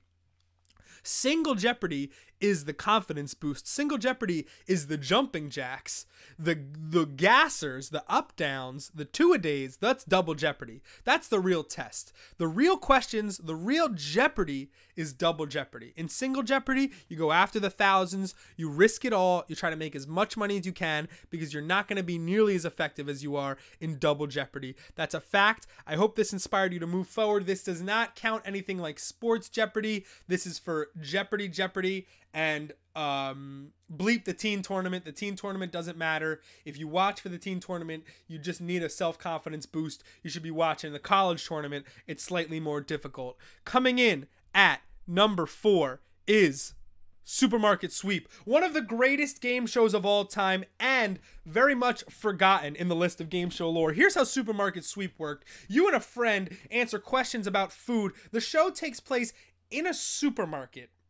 Each team has a cart. Sometimes you'll answer a question and you'll have to go and get a corresponding product in the supermarket. You're trying to stack points so you can have time at the end to run through the market. The game is built around a physical challenge of physically moving through a supermarket and filling up as many carts with as much trash food as possible. Here's my favorite parts of Supermarket Sweep. The stuff that costs more is always so specific.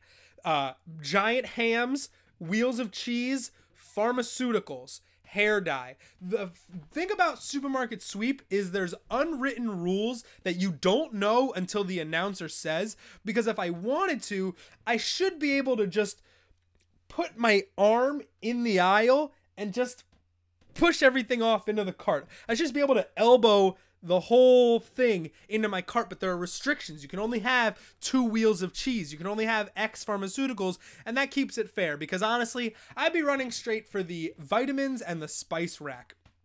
The other crazy thing about Supermarket Sweep is there are inflatables on the track that you're moving around in. It's timed, and you can only grab one inflatable, and it has a random dollar amount. So you may grab the giant inflatable can of baked beans and you rip it off and it's $500. And then Debbie on the green team, she gets a giant inflatable bottle of Pepsi and the thing's worth $2,000. What the hell, Debbie? So there's a little bit of garbage jank going on in Supermarket Sweep, but if you know what you're doing and if you know your way around to market, it is the game of games. So that's another one that's not on the game, the shows anymore. So we need to bring that one back. Now we're getting to number 3. Number 3 is a staple, Family Feud. Now the thing about Family Feud is its accessibility. Anybody can play Family Feud, and most importantly, anybody can host Family Feud. It's been one of the worst jobs in all of television over the past 2 decades. A number of bad exits. It's been a great vehicle for Steve Harvey to make faces into the camera, but other than that, it's been a weird spot for any show. Richard Dawson used to kiss Mad Lady. I always thought that was so weird. I still think it's weird, and it's just a show that has been around, and it never goes away. You know why? Because it's not based in fact. It's based on, we surveyed 100 people, top 4 answers on the board. And when you say that, you can make the question and the answers literally anything you want, and you'll never run out of material. And so I love Family Feud. I love the dynamic. I think celebrities should be playing it. It's a great SNL skit. Now I'm going to play my favorite ever Family Feud moment. This is an old Family Feud. They said the question was, Richard Dawson was asked, name a famous Rudolph, right? So the question is, name a famous Rudolph. The team got 2 strikes. The other team is getting ready to steal. They huddle up. Name a famous Rudolph. They break the huddle. Good answer, good answer, good answer. Name a famous Rudolph. Rich, I'm going to go with Hitler. Rudolph Hitler. That really happened on Family Feud. Put it on the board, Hitler! And Parker family takes the round. They're going to play for $10,000 because this team's a bunch of fucking idiots who don't know who Hitler is. And you don't understand the dumb game. You're dumb. Go home. You're dumb. You win nothing. You lose it all. May God have mercy on you. Wow. What a great question. What a great game. Family Feud, the number 3. Number 2, I pulled an upset on you because this is the Checkdown and we don't play by the rules. Legends of the Hidden Temple, y'all. The most physical of all the games we have on here, but a lot of people forget there's a very important trivia element going on in Legends of the Hidden Temple because every episode is framed around a garbage fake historical narrative. And everybody likes to doze out during this portion of the show, but he gives you all the answers to the trivia, the most important part of the show, in that little blurb. So here's how the show works. You start with 9 teams, and then whoever does the first physical challenge goes to the steps, which is where the trivia comes in, right? So it's physical, then we move to intellectual. The problem with this intellectual is it's based on timing, and it's not based on any knowledge. It's all about listening and basically like comprehension and memory and like retainment.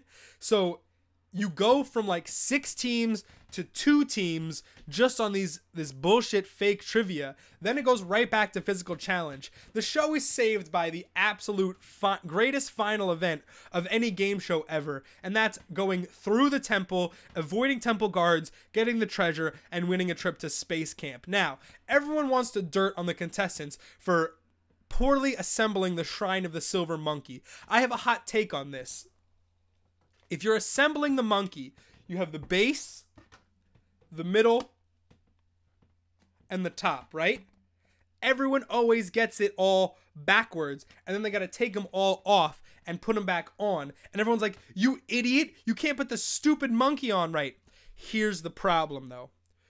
When you are a child, first of all, these are kids, and you're building a monkey, you always want to build something facing you. You want it facing you, but the monkey faces outwards because it's a TV show. So everything always has to get turned around. So your natural instinct is to put the monkey together backwards. And then the instinct gets overruled by people being like, no, you moron, flip the monkey and get out of there. By the way, temple guards, the only defense in any game show and possibly the scariest villain in any game show. If you didn't think you were getting kidnapped by a temple guard as a child, you had a good childhood, better than me, because I was afraid of them shits. So that's my Nickelodeon pick, number 2, GOAT. Number 1, the king of game shows, Price is Right. Now, Price is Right takes American economy and turns it into a game show. Americans love spending money, so let's make them decide how to best spend their money in the most efficient way possible and watch the people who have no idea how much money costs and is worth mess up on a grand stage. Here's my favorite part of the show. Not the wheel. Most people think the wheel's the best part of the show. It's the worst part of the show because it takes the skill out of the game. It's a skill game except for the wheel. That's a physics lesson. The best part of the game is that in all other games, like if you miss your shot, that's it. Thanks for playing. Here's our home game. Worst prize ever. In all other shows, you only get one shot. On Price is Right, if you don't get it on the first shot, you just move down in that first that opening game, the $1, $2, Bob. So that opening game, people move down the line. So like if you get called in the first set of names, the odds of you getting up on stage are tremendous. And because it's a 2-hour show, after the first hour, they wipe the slate clean. So it's like you get on stage early, then you have legitimately 5 chances to get on stage. It's really crazy how many opportunities they give you. And then the slate wipes clean and they fill the set again. All you have to do is get in the audience and there's a legitimate shot of getting on stage. And then all you have to do is get on stage, and even you don't have to win a car. You just have to not fuck up your game, and you're going to spin the wheel. And if you're getting to spin the wheel, you're so close to a much better prize than you were originally entitled. Then it's really all a wash from there because you're already successful. So now, let's say you go to the showcase. You already won your game prize, and maybe you won money from spinning the wheel. Here's where the end of Price is Right is so prime. The prizes are so good, right? Then one person gets to pick which prize they want. Do I want this package or do I want to wait for another package? So awesome. Then the best part about the showcase is if you stick the showcase and you get it close, you win the other person's showcase. Like, that is an embarrassment of riches. That's more prize than any prize is entitled to prize. So in that sense, Price is Right is by far the best game. It's also at the best time of day. It's peak game show hours because nobody cares about morning news, and it's right at the end, so it's right after we catch up on yesterday and right before we start working on today. It's in a sweet spot. It's built into American culture. Americans love spending money, and that's what the show's about. Price is Right, your #1 game show. I hope you guys enjoyed this. Jeopardy 5, Supermarket Sweep 4, Family Feud 3, Legends at 2. #1, Price is Right. Let's play that music again as we wind it back. Dude, that is super duper lit. Come on.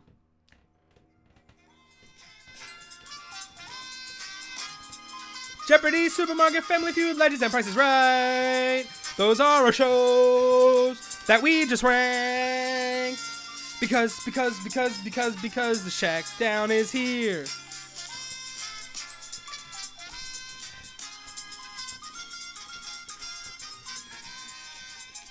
All right.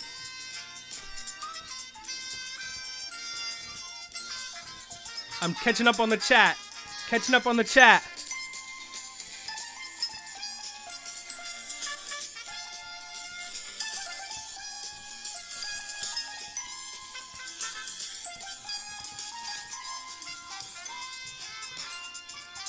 If you have an honorable mention, if you have a game that you think should go in there, you put it in the chat, and I'll tell you why I didn't put it in the chat.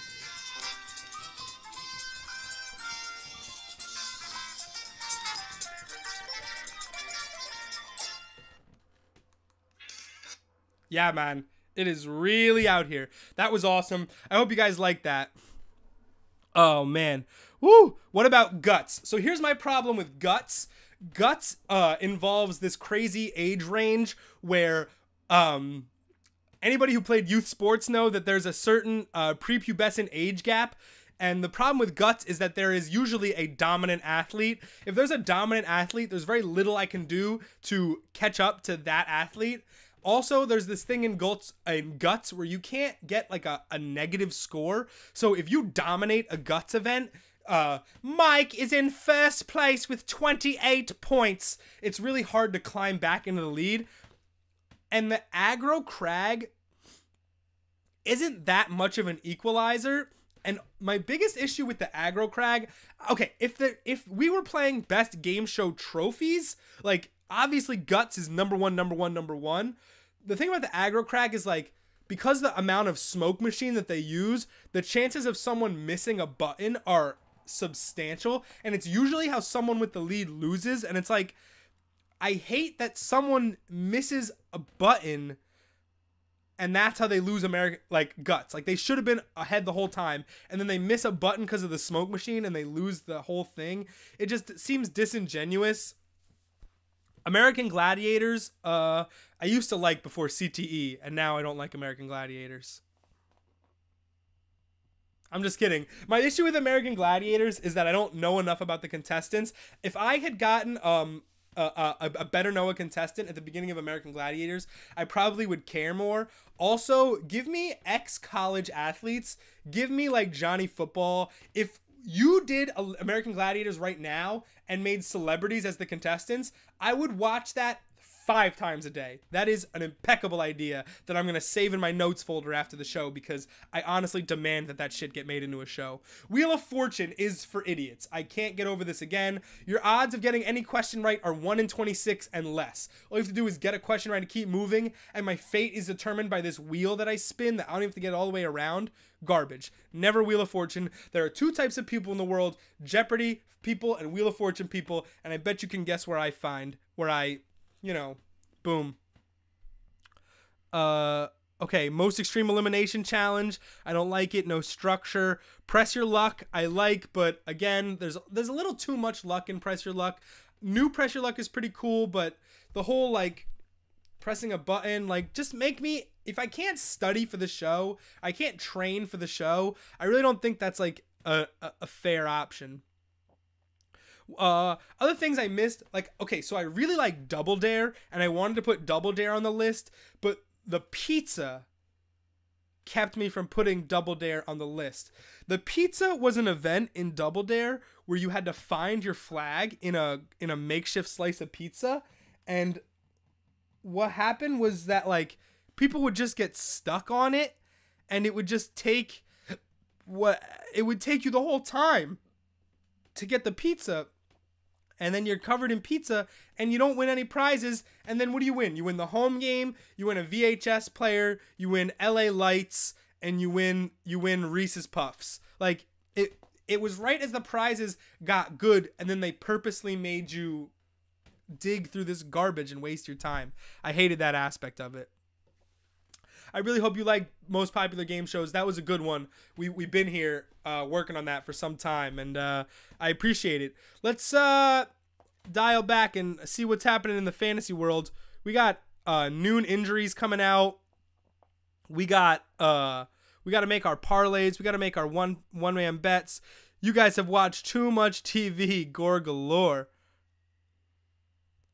Oh, biggest complainer. I love your gamer tag. What's going on, man? Welcome to the Checkdown. As soon as you ask me a fantasy football question, we shift the brakes, but it's 3 hours. We can't just cram fantasy football knowledge for 3 hours. I'm out here taking all kinds of questions. You want to ask me to rank condiments? You want me to ask you to rank action comedies? I'm here for you, man. But as far as hardcore fantasy knowledge, man, I'll do that 25-8.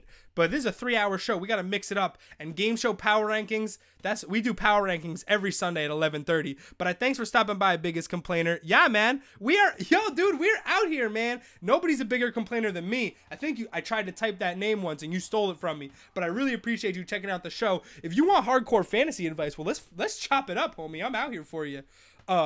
We could talk about the 2-3-0 teams, but there's a lot of stuff.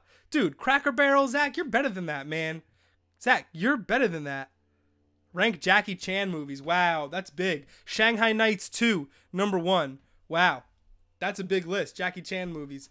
Jackie Chan is so good. Yeah, okay, Drunken Master. Speaking of Legend of Drunken Master, weren't you just leaving?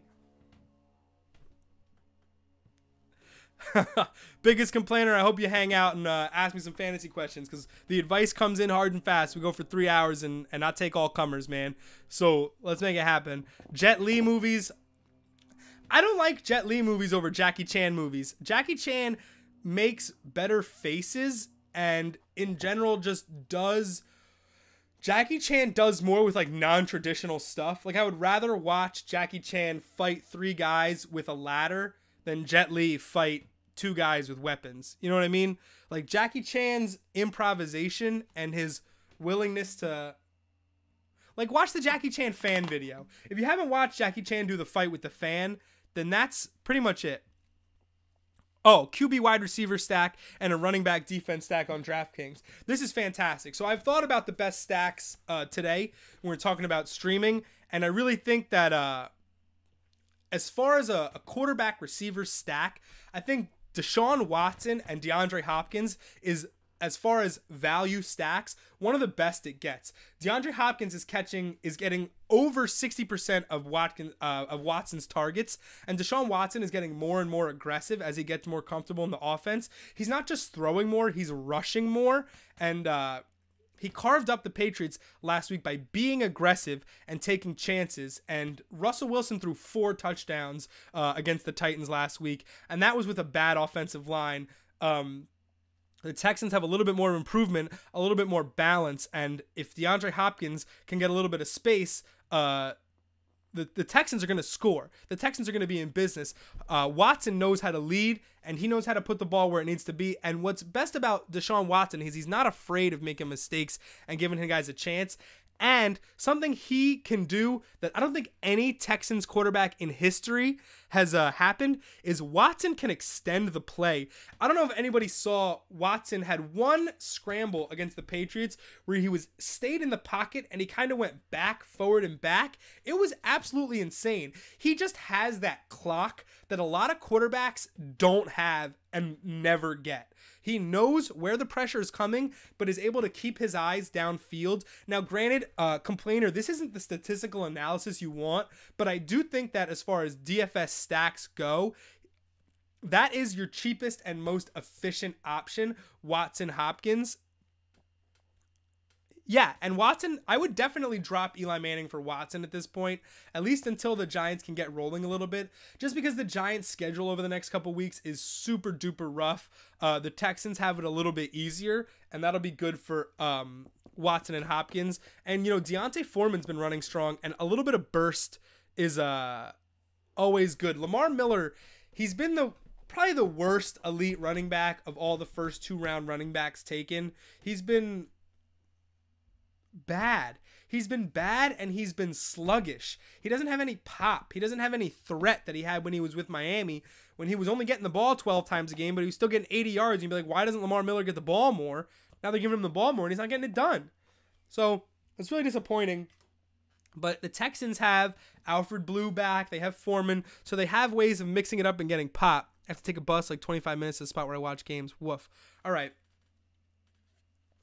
An RB defense stack. This one's actually a lot easier. I really like Chris Carson and the Seattle defense. So Jacoby Brissett lit up the Browns last week at home. I don't give a shit. You don't just go into Seattle on a primetime game and do the same thing against a Seahawks defense. They're faster, they're bigger, it's a different setup, and they know exactly what they're doing. So I think the Seahawks are going to come correct tonight. Granted, they did get torched by the Titans last week. The Titans are a different beast, though, than what the Colts do, because the Titans ran to set up the pass. They started breaking them down with DeMarco Murray and Derrick Henry, and that opened the game up in the second half. The Colts are not going to do that. The Colts are not going to do any of that. The Colts are going to really, really struggle on offense, and that's going to give the Seahawks more time, and it's going to give Chris Carson a positive game script. And if you don't know, complainer, positive game script is like running backs want to be on teams that are winning by a lot in the fourth quarters. They can keep running the ball. Isaiah Crowell doesn't get the touches because he's playing with a negative game script. Leonard Fournette can dominate on the Jaguars if the Jags have a positive game script. So if I'm looking for an RB defense stack, Chris Carson and Seahawks is just about the best you can get. I'm sure Chris Carson will be a little bit overpriced this week because we all know how bad the Colts defense can be. But it's honestly going to be worth it for a guy that's almost guaranteed to hit 100 yards. He's got the pop. They like him better than the other options. Pete Carroll is not the guy. So the biggest reason Ken Zampese was fired in Cincinnati is he didn't have any direction with the Bengals offense, and he didn't have any consistency. They were doing that thing, which I hate, by the way, third hour theme song, 5 minutes, where Mixon gets the ball on a drive, then Gio gets the ball for one drive, then Jeremy Hill gets the ball for one drive. That is insane when it comes to developing rhythm amongst running backs. Pete Carroll is decidedly not that guy. Pete Carroll is hot hand guy. That's why we always get confused when it comes to Thomas Rawls and Procise and Carson, because the guy that's healthy and the guy that's dominating are the guys that touch the ball the most. So I have all the confidence in the world in Chris Carson tonight to get his 20 carries and to make waves. He's not going to do as well in PPR leagues because he doesn't catch passes out of the backfield.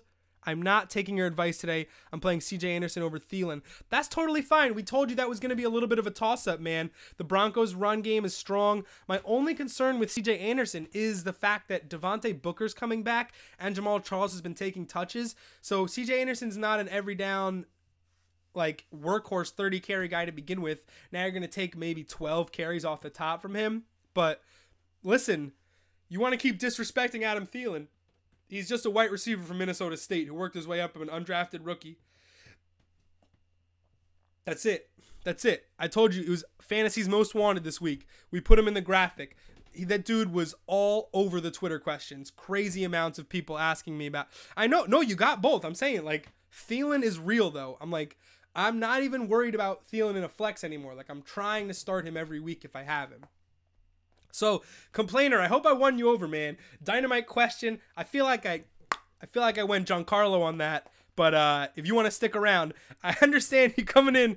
If you're coming in on this fantasy show, you got to understand if the first thing you see is game show power rankings, this ain't your regular fantasy show, baby. This ain't your Matthew Berry. This is a little bit of pepper and a little bit of the spice, and we make a little bit things different, and that's why we call it the Checkdown, because it is the last option in fantasy football. But I don't know if you know this, but the Checkdown makes careers, and the Checkdown's the reason the Patriots won the Super Bowl. James White didn't have 15 catches running out routes. The Checkdown got the Patriots that ring. Don't you forget it. That's why we out here. You know what we do. We are heading up into the last hour here on week 4. We still have our play draft using the draft app. Draft is a live DFS snake draft league, and we have won making lineups on this show for 2 consecutive weeks. This will be our 3rd straight week doing a draft, and we are going for 3 in a row. We're trying to make bucks. That money goes into my pocket, it goes into my dinner, and then that money conversely goes into my stomach. So if you think you know the best matchups for today, that you want to help us in the draft, put it in the chat. There we go. Put it in the chat right there. Put it in the chat, and then we can talk about it in the next couple minutes. Rivers or Carr? It's a very good question, Tanner. Eagles are down their best corner. It's going to be a positive passing script. I like Rivers' matchup against the Eagles much better than I like Carr's matchup against the Broncos. You're going to hate me, but I would say Rivers and then just deal with the interceptions. You're going to hate me. You're going to be upset no matter what, because we can't seem to get you on track this season. But first of all, if that's against me, I know we're playing each other this week, and you did some, if you're doing that against me, then I hope I'm giving you the wrong information, because you're being a sneaky boy. As we head into the final hour on the Checkdown, it's your boy Rick Rosen. It's Heavy.com's official fantasy football advice show. 4 weeks in, hit him with the theme song, Chuck. Boy, I love doing this show with you guys, man. We're 15 people strong. I hit it early. I might have to bring it back, Funkmaster Flex style.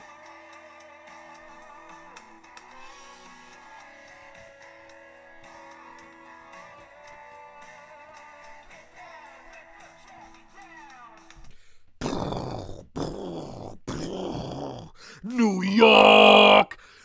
New York! I'm hitting it real with the Checkdown logo. I'm not playing New York. Fwah, fwah, fwah, fwah. It starts with so much enthusiasm. I hope I just blew out your speakers. Check Flex, the official DJ of the Checkdown. Spin it back now.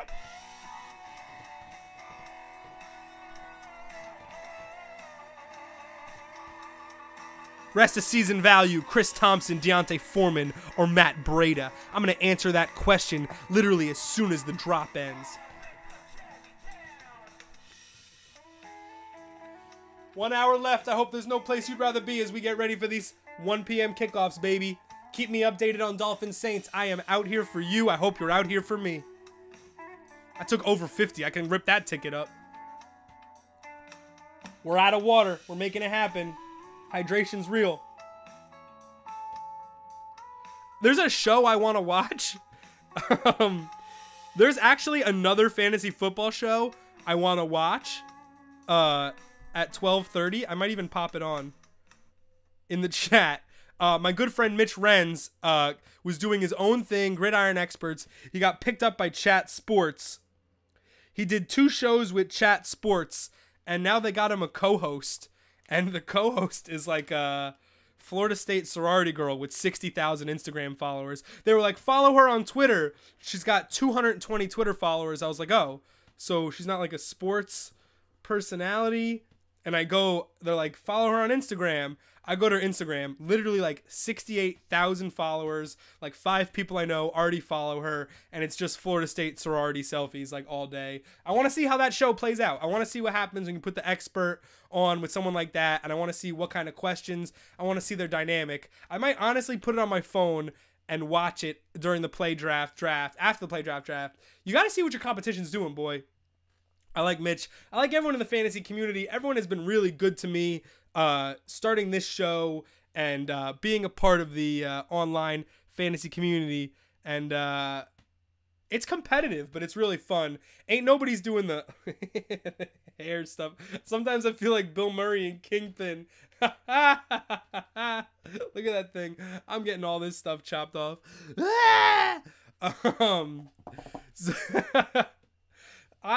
The fantasy community is super competitive. You can only watch one show on Sundays, and I appreciate you guys for making it the Checkdown for now.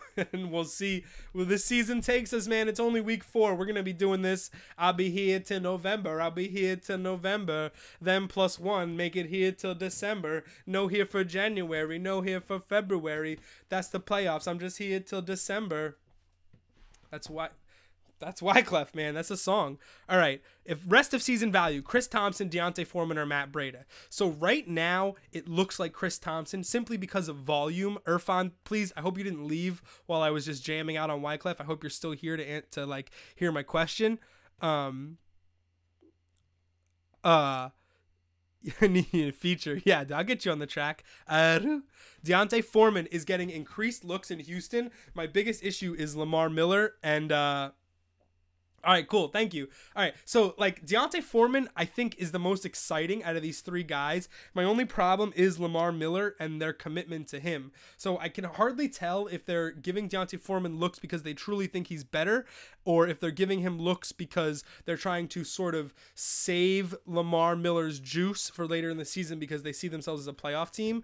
Rest of season value probably goes to Chris Thompson, but personally, if I owned Chris Thompson, I would be looking to trade him in the next 2 weeks. I don't think his value will ever be higher than it is right now, coming off 150 plus and a touchy against the Raiders. I think that if I had to own one for the rest of the season, it'd be Foreman or Breida. Leaning Foreman. Breida, they liked him in camp, but there were so many running backs that people liked in training camp, so many players that people like in training camp, like outside of running backs, players like Cooper Kupp and Kenny Golladay that had good training camps that also carried it into the regular season, or at least the first couple weeks.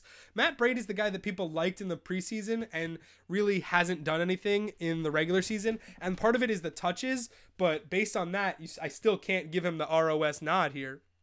So to answer the question, Chris Thompson, yes, but sell high. Deontay Foreman is a guy I'd like to have. Lamar Miller gets banged up and Foreman gets 20 touches. Deontay Foreman's going to be a very exciting player with the right amount of touches. I liken him to an Ahmad Bradshaw. There's probably something... If a rookie is exciting and he's not getting enough snaps, the likely culprit is probably something to do with his ability to block. And so I think that, honestly, Foreman could get more touches as the season progresses. But if I had to have one, I would have Thompson and then Foreman and Breida in that order. Great question. I love that we're starting to see the ROS stuff, the rest of season stuff, because weekly is easier to evaluate. ROS is the tough stuff, and it speaks to the year-long issue of being a redraft fantasy owner, where I have to not only project week to week, I have to look at my long-term projections and see, once I start winning, if you're 3-0 in a fantasy football league right now, you should be looking at your players' playoff schedules. And you should start evaluating that against defense rankings and see if you can get yourself a favorable matchup during the stretch. I know a guy who's 3-0 who actually traded Todd Gurley this week because he saw Gurley's schedule over the next few weeks and beyond and just thought that, you know, it's time to move someone for a high value. So, you know, it's not necessarily a good, it's not wrong. It's not going to help you now to look at schedules down the line. And you definitely don't want to get too ahead of yourself as far as examining what's important. But if you're 3-0, your chances of making the playoffs are over 60%. So you really have to think of that and be like, wow, there's a very good chance that I'm going to be one of the last teams standing. How do I really maximize that and just not...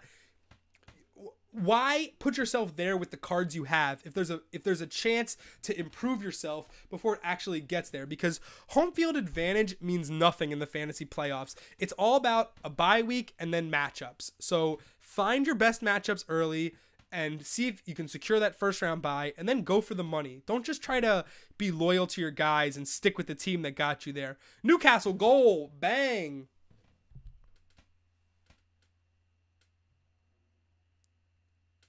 Newcastle goal, nice dudes. But yeah, so we're definitely at that point where we can start looking ahead at the schedule and thinking about like where we want to be as far as November and December and fantasy playoff time. It's about that time. 'Tis the season. I'm checking in on Saints Dolphins because the chat isn't really keeping me hype. Saints 13. What do we got?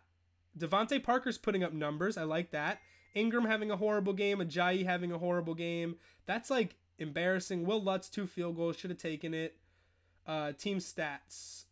No, box score.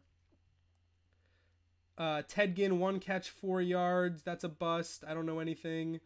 How Parker's having the best game. If Parker catches a touchdown, the day is saved and the game is not even lost. Ajayi didn't even catch passes. Wow. Landry 5 catches for 30 yards. I need 1 more Landry catch. Cutler a turnover, 3 sacks, and he fumbled, but he didn't lose it. Wow, what an interesting game. Who wants to be a millionaire? You missed it. Okay, so the thing about millionaire is that the lifelines are actually bullshit. So the thing about millionaire is it gives you this perceived notion of like the game is in your favor, but all the lifelines are garbage. Phone a friend is garbage because you don't know what the question's going to be about, and you have to pick the friend before the show, and you just can't reliably peg what that's going to be, and then the friend doesn't know shit. So unless the friend is sitting next to high-speed internet, show Gianna Copy the Legend of the Night with Cole. Classic. Nah, dude. What's up, Yaz? Thanks for popping in. I appreciate it. I'm reading up on chat. Okay, so phone a friend's garbage. 50-50's garbage because there's always 2 that are similar. It's going to take the 2 that you are definitely sure of are not the answer. So 50-50 almost never helps you. And ask the audience is wrong. Groupthink is wrong.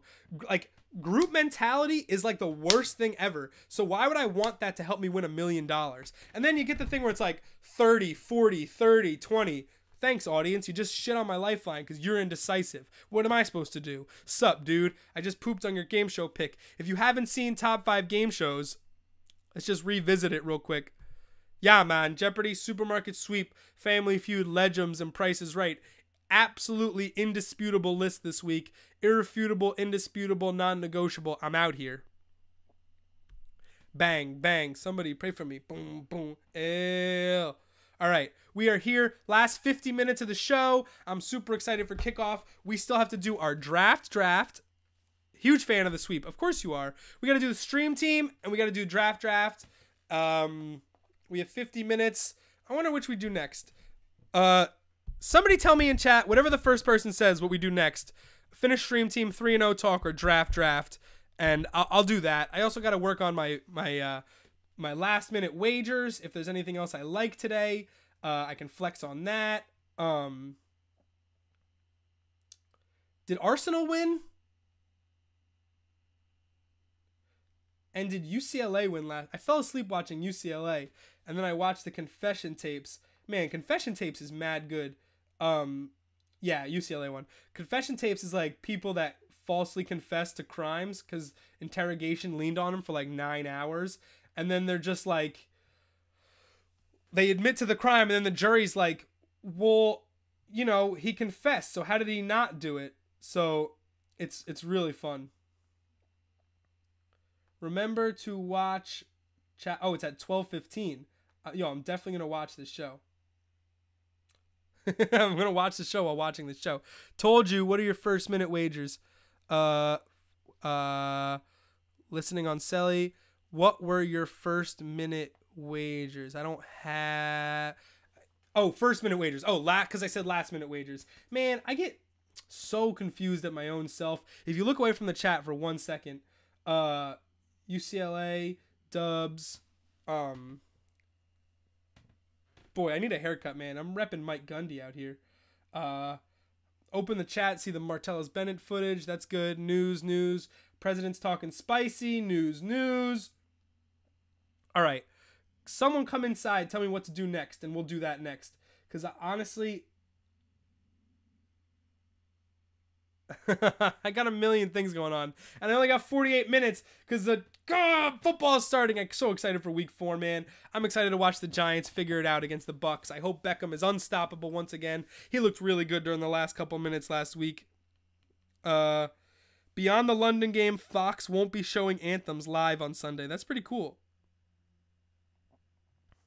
I'm glad the anthem stuff is getting over. Listen, if you don't like it, you don't understand what peaceful protest is. And if you think that they should just find a different way to do it, you don't understand how peaceful protest works. So what is it going to do? Kareem Hunt's good. Forgot about that hot take. All right, guys. We got to fire up this draft app. So let's do the draft app. I'm plugging in.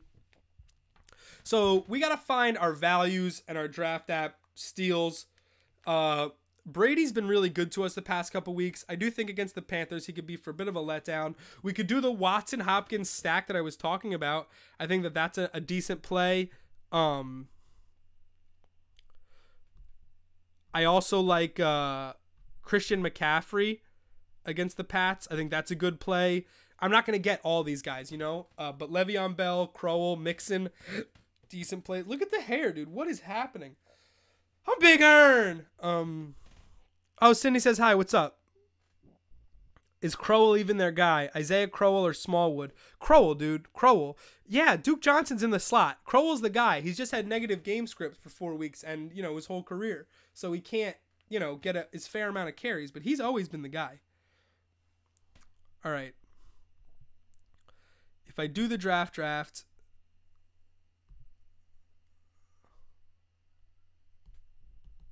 I got to open up the thing. That's the thing. I got to open up the thing. Hey, Rick, do you wear cargo shorts or more of a jeans guy? Oh, here's the thing, Gorgalore. I'm a sweater, so it's really all about the weather because if it gets to a certain temperature, jeans are immediately out of the question. I'm not a big cargo shorts guy. I would rather wear basketball shorts to a nice restaurant than cargo shorts.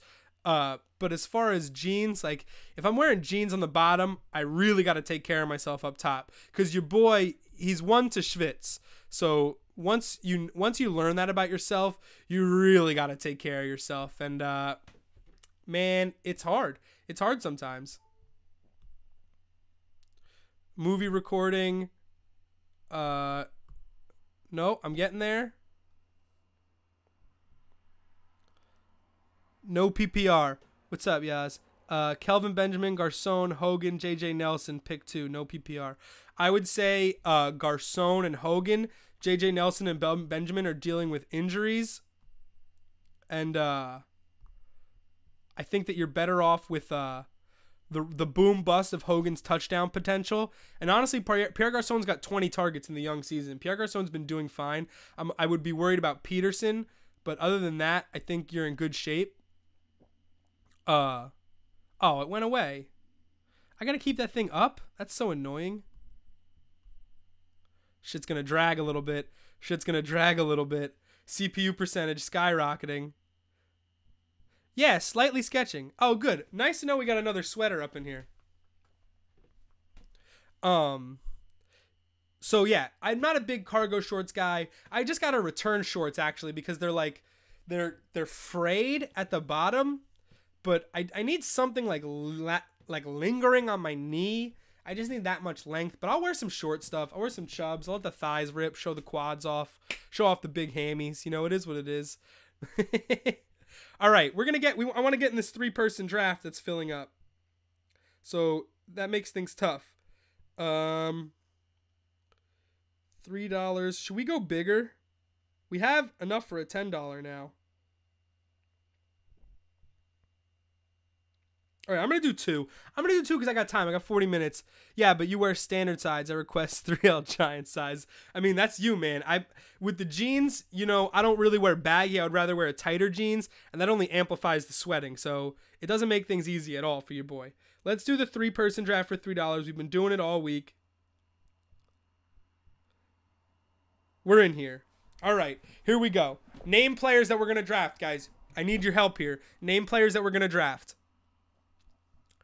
Okay, I would rather have probably Benjamin than Then Garcon if you're afraid about Patrick Peterson. We got first overall pick, guys. First overall pick. We got to go to the queue.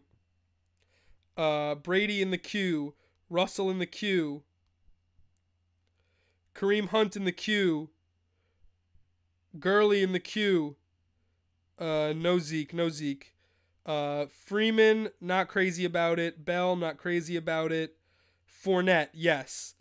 Not crazy about Cook. Julio, yes.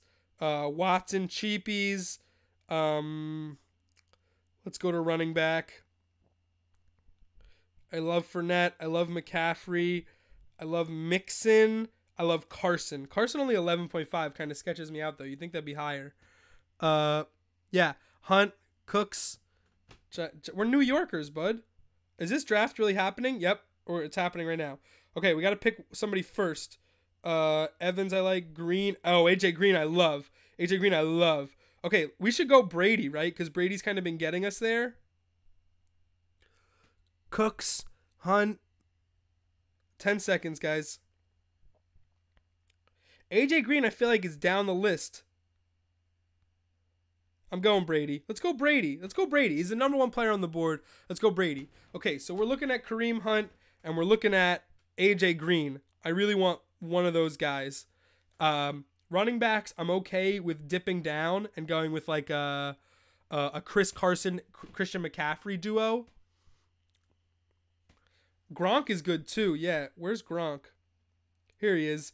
11.9. Remember he had that groin injury, but he still had 10 targets last week. Jeez, crow. Antonio Brown, number 2, provocative. Golden Tate working in the slot. Remember, no Xavier Rhodes. He's going to work in the slot. 3 picks.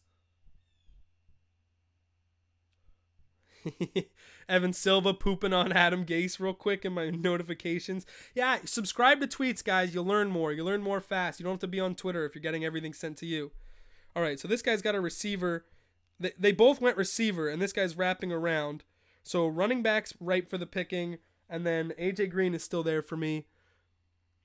Suhu, I love the Tate matchup today. What's up, Paul? We're on my phone right now picking a live daily fantasy draft. This is a $3 tournament that we're picking. Okay, Kareem Hunt just went.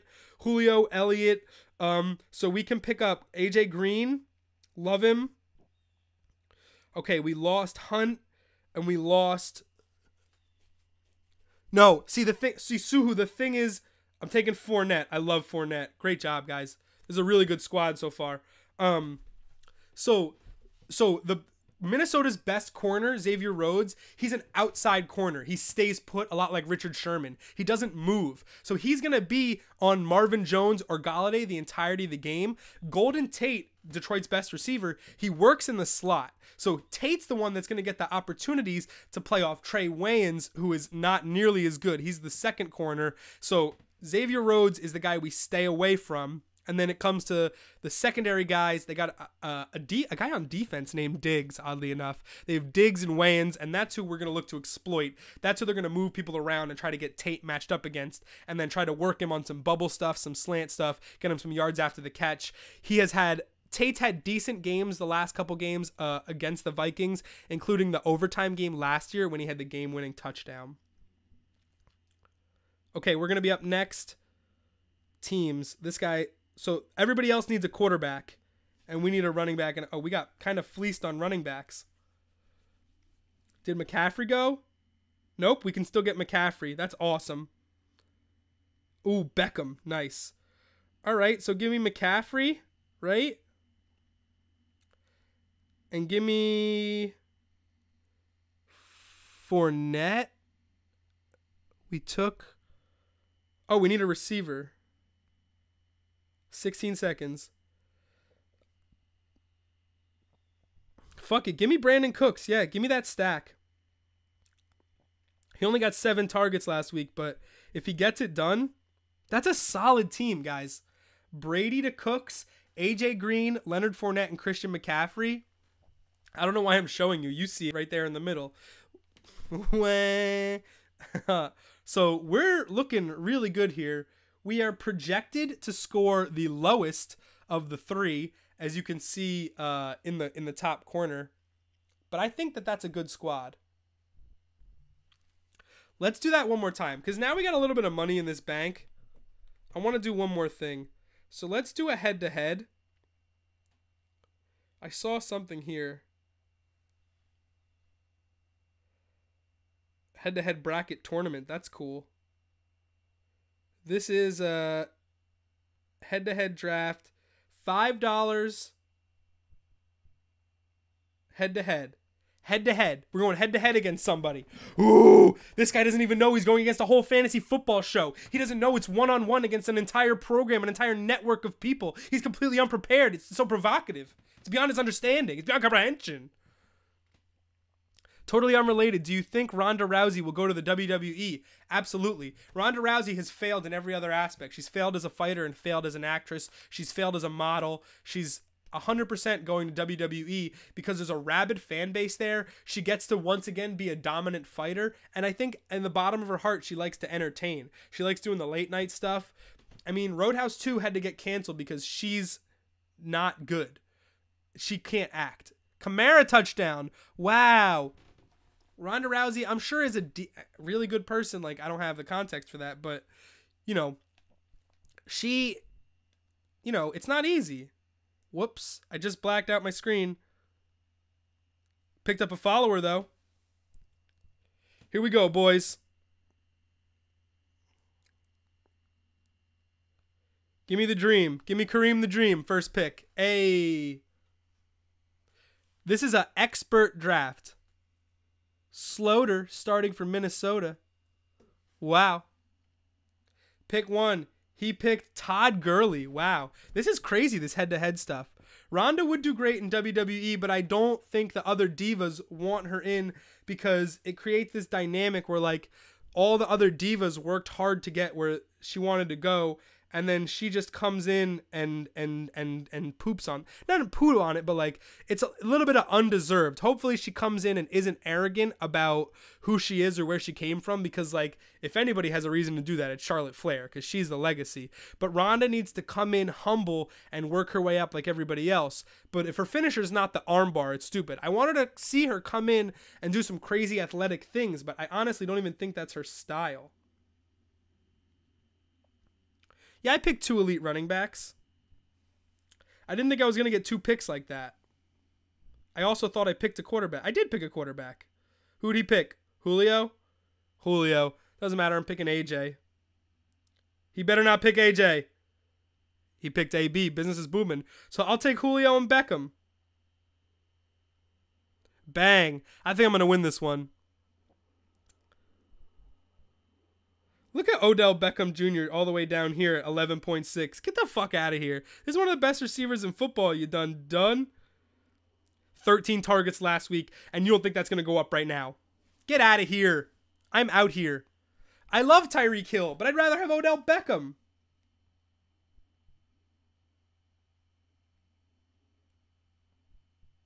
So look, now we got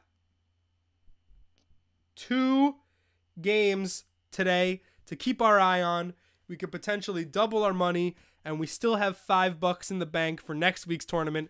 We are looking to go 3-0. 3-0 on live drafts. It's a big deal here on the Checkdown, and I couldn't have done it without your guys' help. You guys are outstanding. Every week we do this live draft, and it's gone really well so far. Let's get out of this screen because I feel like it slows us down a little bit. Get out of there. Hey, what's up, guys? We're finishing strong here on the Checkdown. It is almost 12:30. I'm excited to watch these Giants. I'm excited I didn't have to watch Saints-Dolphins. From what I understand is not a good game right now. Let me just try to check the box score while I also reading the chat. Paul, anytime you want to talk wrestling, you come on the show. Any other Cardinals wideouts worth having besides Larry? I just don't think the targets are going to be there this week. If anything, it's just like a lottery ticket play, man. It's all boom bust with them because of the way their offense is structured. Fitzgerald's going to move the chains, and then we go from there on in terms of like Julius Thomas getting catches. Devontae Parker's got 5 grabs. It's just not a big like an obvious guy there, and that's what really worries me. Is there's no standout that I like. JJ Nelson dealing with some injuries. I like him. If he practiced all week, I feel a little better. John Brown, same deal. Like if John Brown was healthy, I'd be starting John Brown every week. This is a great week to start John Brown. Have I seen Nikki Bella on Dancing with the Stars? I haven't, Tony. I heard she's very good. Honestly, Dancing with the Stars should be just athletes. It should be athletes dancing. That's what it should be called. Because all the athletes do really well on that show, and they just blow away the washed up celebrities, because that's all the celebrities that are left are completely washed on the show. So you get to this point where, like, what's the point of having these people when they're getting blown away by somebody that was playing an elite sport like literally a year ago? Like, no mistake about it. Yeah, Tio doesn't count. Tio wasn't playing a year ago. Tio was playing 6 years ago. Nikki Bella is still, by all intents and purposes, an elite athlete that has to perform like 5 nights a week. So, Juno. All right, we're going through our list of picks this week. Patriots -10. It's a big number, but I like it. They're going to score 30 points every week for the rest of the season. I don't see how they don't. So, get used to that. They got too many weapons. There's no way to double anybody. Oh, look, this is my phone. My phone's making a glare in the background. I was doing this. You could be like, hey, I know Rick's looking at his phone because of the background glare. Yeah, so Paul and Tony, you guys can talk wrestling. I think you're both... I love the cross-pollination of fans that we are getting on the Checkdown. We have talked...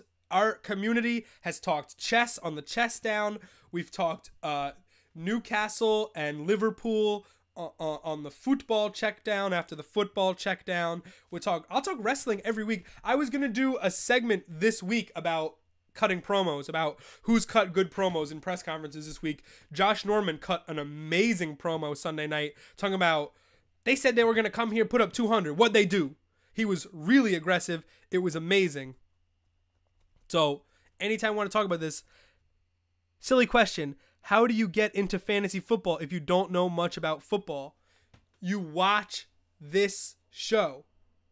You watch this show, and also you watch Red Zone, and you do, like, DraftKings is good. You just want to... Being in a league is a great way to get started, but if you don't want to do a league, then daily fantasy is a really good way to, like, get a feel for how fantasy works, that gambling aspect, that taking chances and figuring out matchups. It just gives you a larger player base to work with. You're just working with everybody instead of the 15 to 18 guys that you've drafted. So, Paul, like, I want you to play fantasy more than anything. More than anything in the world, Ron. Trying to make some picks here.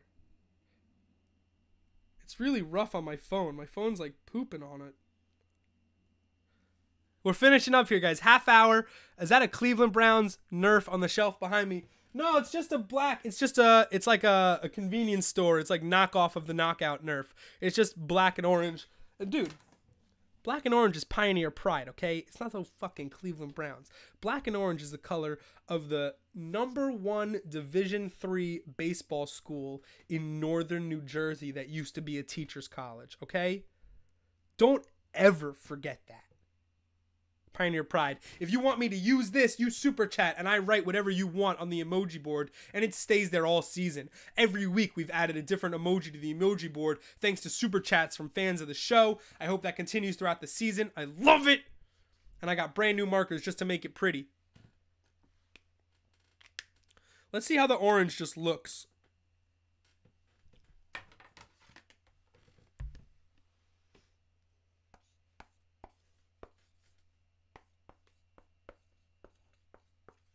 Does it look good? Yeah, it looks alright. It's a little lighter than I thought it would be. Where's the water cooler? I don't have one. I don't have any water jug today. I'm like legit out of water now, and I got to do the show without water. Yeah, orange is good. If you super chat, I will draw something in orange. I was going to do Yom Kippur, Fantasy Yom Kippur, where I eat marshmallows as my forgiveness for all this fantasy sins I've made, and then my marshmallows because I got my mouth. But honestly, I couldn't find marshmallows this morning. I went to Walgreens, and they didn't have any. So that went under. But the dry erase board is going to be here. And, Yaz, what's up? Bang, Steakis. Oh, Bengals, Steelers, Titans. Wow, that is... I really misinterpreted that message. Woo-wee! So, Super Chat is a microtransaction, Paul. You pay a small amount, and your message immediately goes to the top of the message queue. If you go to the bottom of your screen, you can Super Chat, and it goes to the top of the queue automatically. I answer any question you want immediately, and then whatever symbol you want me to draw on the emoji board, that's the one that I draw. That's a good face. Wow, giving good face here. What if everyone requests cucumbers? Then the emoji board will be plentiful. I will run out of space. Yeah, Gorgalore. I'm glad you noticed that, Gorgalore, because I was looking at it like, am I going to have to block my own friend for hate speech? Like, what did he just type? He just typed so many things. Oh, man. It was actually Steelers Titans. That was really funny. That was really funny, Shred. Yeah, if everyone requests cucumbers, then everyone requests cucumbers. That's just the way it goes, man. I am 100% at the mercy of the emoji board. That is the way it is. I'm trying to get on and to make my plays for the day, but I'm killing my own Wi-Fi by going on and trying to make my plays. We are out here, man. We're finishing strong. We're finishing strong with the explaining the emoji board and lifestyles of the famous parlays. At least the chat's lit. We have a couple of graphics that we didn't get to. Oh, Gorgalore, do you want to put a cucumber on the board? Is that what's happening right now? For no reason at all, I feel like I know what you're going to ask me. Little orange star. What? Orange star, where? Pick a corner, pick a corner. Pick a corner, pick a corner. Any corner, pick a corner. Bang. Every week a super chat. Check down. I have no mobility on my mobility phone. My phone of mobility. Top right. Oh, right where the other star is. Whoa, boy. Naranja. And if there's any question you want to ask right now, I will answer any question right now. Literally anything. Whoa. You want to talk politics? I will probably not answer it. But you can ask any question you want. Whoa.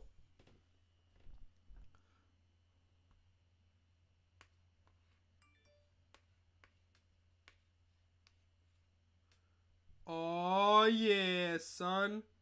Check it, check it, check it, check it. This corner is got stars on record. Here we go. Here we go. 1 o'clock games. Got the motherfucking show. Checking down, check it, check down. Cause you know the show and it's on right now. How long is it on? All 3 hours. Rick Roll making all your fantasy picks like blow. That's much better. Look at that. Improvement. This is what you call gradual improvement, boy. What is it? This? Why is it not? Is it like a girth thing? I think I'm messing it up.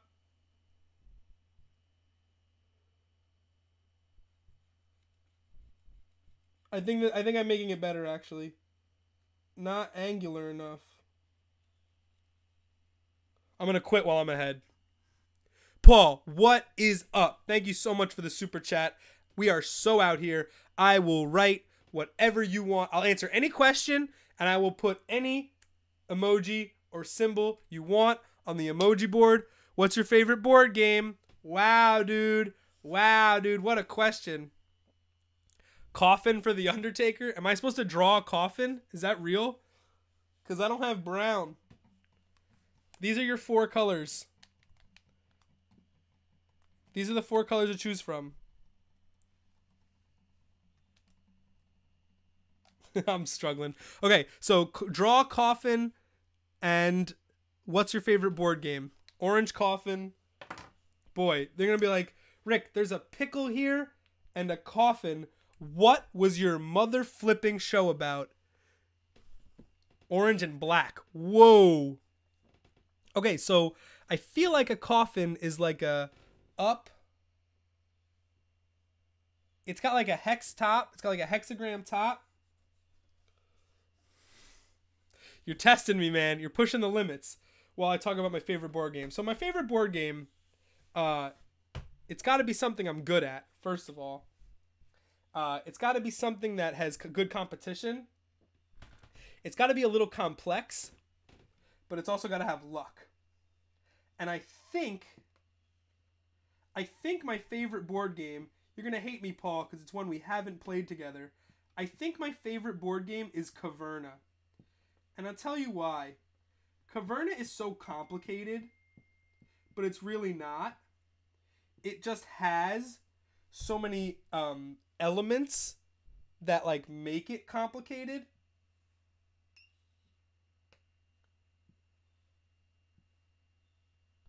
That like it essentially overcomplicates itself.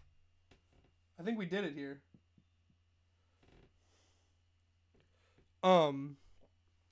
So like Caverna has so many pieces. If you don't know what Caverna is, everybody starts as like a cave dweller. You have a cave and you have like a rock area, and you gotta plant plants or raise animals on your land, and you gotta build structures or dig mines in your cave. And everybody takes actions on every turn, and we go in order. And it's like it's a European game, where meaning we're not playing with each other. We're not playing against each other directly. Like, I can't blow up your camp, but you and I can't do the same thing every turn. So that makes things a little complicated, and it gets for some good gameplay, because you and I can't build our base the same way, because if we do, we'll constantly be stepping on each other's toes. So it involves a lot of zagging and a lot of forward thinking, but also there's all these little rooms that you can build, these different rooms that all have different bonuses. And one will be like, get a bonus point for each cow you raised. And it's like, if you have, turn 2 wheat into 2 gold, if you have wheat. And those really stack up, and you can get a couple that synergize well. And so every time we play this game, me and my group that plays Caverna, it ends up really tight. And it's funny because the game is like so wide open. It's impossible to score in the middle. He's like, well, this guy's in the middle of harvesting his vegetables, and this guy's about to build a room, and this guy's got a baby dwarf. He's trying to grow more dwarves. That you really don't know how it's going to play out until the end. And even then, we all have such different ways of going about scoring, and the scores are always so close. So by that mixture of like variance and competition, and just the sheer difference of how different the game is, I think Caverna is my favorite. It's also got like a million fucking pieces, and I love that for some reason. I just love how complicated it is, or appears to be. For some reason. I don't know. I know that isn't the best choice, and it certainly isn't the briefest answer, but it is a really fun game, and it's got a lot to offer, and it's got, because there's so many different ways to play it, it's got good replayability. And personally, I think I crushed this coffin. Look at this thing. Look at this thing. Look at that thing. Look at that thing. Yeah. Yeah, man. That's like the most proud I've ever been of a drawing, dude. Look at that. Shred, dude. Yes, man. Are you just giving me $10 to stop talking about board games? Any question you want. Any emoji you want. Look at that. Look at that. I'm very proud of myself. Damn, son. Saints Dolphins is over. You got to run out of room. I want to run out of room. It is my best drawing. It is my best drawing. And I base it off the emoji. I thought the pickle was good and the elephant was really good. But three-dimensional geometry, man. The front half of a ship. What the fuck? The front half of a ship? I can give you like a profile view of a ship. Dude, that is very difficult. The front half of a ship? Like the port side? No, the bow. The bow. It's an emoji? Send me the emoji. Send me the emoji and I will copy it. He's sending it to me.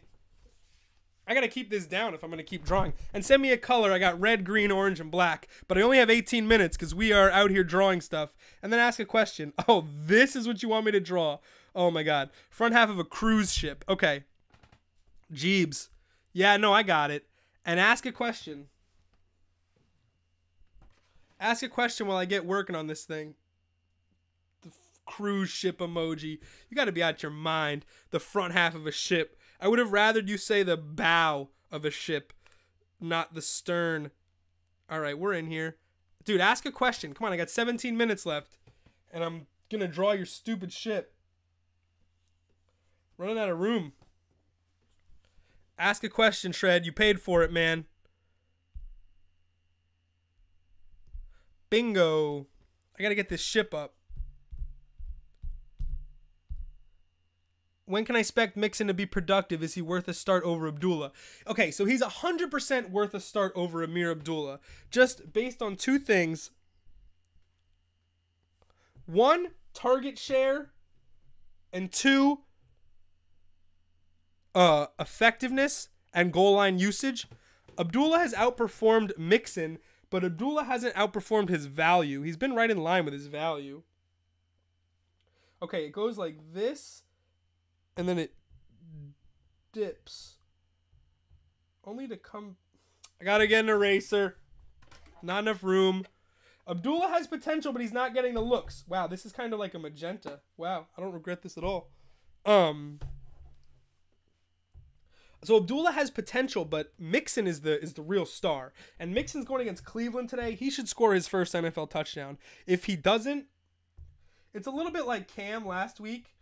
Where eventually you get to a point with a guy where it's like, if not now, when, you know?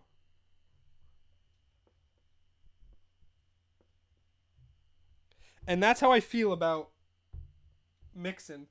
I'm riding him for a couple weeks, but if he's not going to pull it off, I think I nailed this.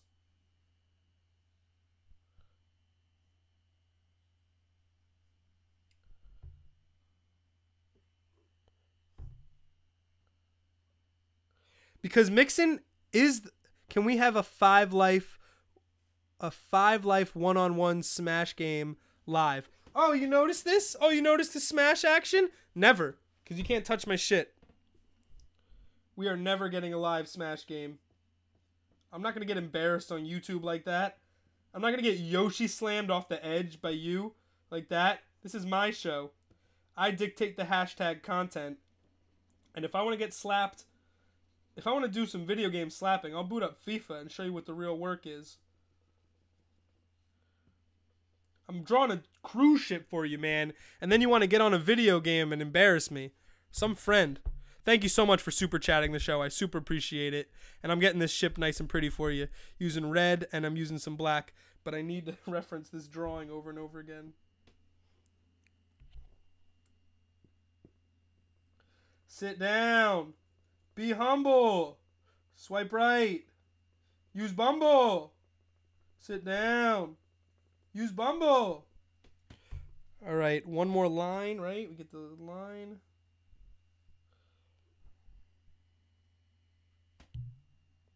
Okay, we are done with the red, and now we switch to black. I have spent the majority of the last hour on the Checkdown drawing emojis, and I am not mad at all. We are out here.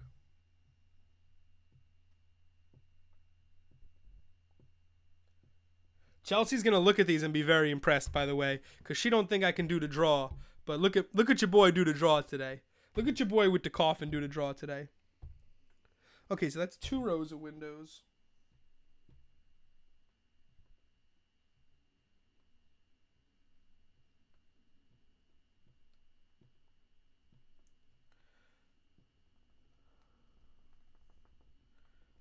I can't wait to watch football today, guys. But yeah, so Abdullah isn't getting the majority of carries. He's not getting the majority of passes out of the backfield. And he's not getting the majority of the goal line carries. So by those 3 metrics, what am I supposed to start him for? I can't start him. I'm just hoping he takes one of his few carries and breaks away. So I'm going to start Mixon this week. I think he's eventually going to win that backfield. But it's going to be rough sledding aside from Cleveland. This is definitely his best matchup, and that's why we got to start him today. We got to start Mixon, and we got to go from there. Dan, I got you, boys. These are huge, by the way. Huge. Look at this. Oh, Bizwaji, what's up, man? Who should I start in the flex? Full point PPR, Duke Johnson, Kupp, or Allen Hurns? I like Allen Hurns against the Jets. I think he scored in back-to-back games, and he's having a great time. And without Allen Robinson, he's been getting the red zone looks, which is really important. Slot receivers have worked super well against the Jets in the first couple of weeks. Cooper Kupp then next. I think the Dallas secondary is lacking. Kupp should make some plays, but I worry about the Rams as a regression candidate on the road. Duke Johnson finally scored last week, but it was on a carry, and they want to work him in the slot. He's gotten the snaps, but not the targets to think of a productive fantasy offense. This is you, bro. Ship. Super chat, you get the ship. Coffin, ship. It's been a whirlwind 20 minutes for us, boys. We really jazzed the shit out of our emoji board today. We put in 4 emojis today. We actively doubled our emoji list, and it feels really good.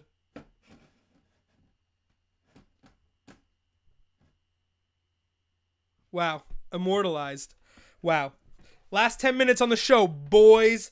Your boy is out here. We are talking fantasy. We are looking at games right now. I'm going to go ahead and look at what we got on the day slate and see what else I can put in. We dealt with a little bit of slander today, but we pushed through it. It's been weird. It's been a weird couple of weeks on the Checkdown as football has gotten increasingly political, but I think that's going to die down. Paul, join a league. Paul, talk to me, and we'll get you in some fantasy stuff. The draft app is actually really fun. Thanks, man. The emoji board's really coming together. I'm impressed. And thank you guys for making it happen, because the show does not exist without you guys. Did I just get another? Oh, no. That's another one. Okay. My chat's updating on my side chat's updating. Taylor Swift or Britney Spears? That's an easy one. Britney Spears is GOAT. Taylor Swift is lanky. She looks like she just something happened in puberty. She got stretched. I don't know. She's too much like a fashion model where it's like bad features. Like Britney Spears is GOAT, and she's got the childhood link, but Britney Spears is not as old as you think she is, and 10 out of 10 right now. Like literally, we're not even talking primes Taylor Swift versus Britney Spears. We're talking right now Britney. 10 out of 10, and you're slanderous if you don't know what else you're doing. I don't know anyone else who got my name right last time. Dude, thank you. I hope that's enough to make you hang around, because I like when you come in and ask questions. That's the second week in a row you've asked a great question, and I hope you stay more. We did game show rankings at 11:30. You weren't here for that. You missed them. Ask what number 1 is. It was a good one. Number 2 was good too. But I had a great time today. I like the Patriots -10. We got the Panther. No, next one is Rams, Cowboys. I like the Cowboys, but I don't really like them to cover. I think the Rams can make that close. The Cowboys are pretty strong at home. The NFC North game, Lions Vikings, is always tricky. If you give me enough points, I'd be tempted to take the Lions. Overall, though, I think that could be a pretty high-scoring game. And I'll take over 43 there and not feel bad about it. Texans, Titans at home. Deshaun Watson continues to impress. That's a home underdog, and I like me some home dog. So give me some home dog. If the Jets are going to beat anyone at home, it's the Jaguars. So give me the Jets straight up. I like that. The Bengals are a mess. I don't like that game. Ravens, Steelers, I don't like that game. Give me under 42 in that game, actually. Uh, Bills, Falcons, I don't like. I like the Giants on the road. A lot of injuries in Tampa. The weather thing doesn't bother me anymore. Half the Giants players are from the South. I could really care less. That's it for those day games. Then we're moving on to the nightcap. Look what you made me do. I do like that song. Gronk said it's kind of sexy. I like both of Taylor Swift's new songs. I don't hate her music. I didn't think that's what we were talking about. If we're talking about music catalog, I'm probably still going to take Britney Spears because there are some jams that we don't even talk about. Like, you are not even talking about Break the Ice. If you're putting a Britney greatest hit CD, I'm not sure if Break the Ice is on it. It goes on mine. The Britney greatest hits stomps the T Swift greatest hits, and it's not even close. So by that metric, I think that I'm fine with my decisions. We are heading into the final 7 minutes until the 1 p.m. kickoffs. This has been the most real episode of the Checkdown yet. I didn't struggle with the schwitz. The weather has been good. We didn't do nearly enough comedy bits, but it's just your boy taking things a little too seriously because football season is out here. Yeah, dude, so toxic, dude. So toxic. Sometimes I run. Sometimes I hide. Hey, I'm not a girl. I'm not yet a woman. That's my excuse for doing dumb shit. So funny. What's up, Lewis? Thank you so much for popping in at the end. While we're talking about Britney Spears, Taylor Swift, we will take your fantasy football question because we don't ever stop. Who should I start? Wendell Smallwood at the Chargers, Javorius Allen at Pitt, or Jaquiz Rodgers against the Giants? I would like to see you take Jaquiz Rodgers at home against the Giants. The Buccaneers, when they go to the run, they are one of the best, and they pound Jaquiz. Last week, it got away from them because the Vikings kind of lit them up in the first couple minutes, and it was a negative game script. But Jaquiz Rodgers is going to go as hard as he can because he's got to fight for touches next week when Doug Martin comes back. I'm going to save that pick right now in my phone because it is the marquee pick that I want to come back to next week and talk about. Your boy on the Checkdown knows what he's doing when it comes to Smallwood, Buck Allen, and Quiz. I chose Quiz, and I'm almost 100% positive that he's going to outscore the other two. Smallwood, Allen, Quiz.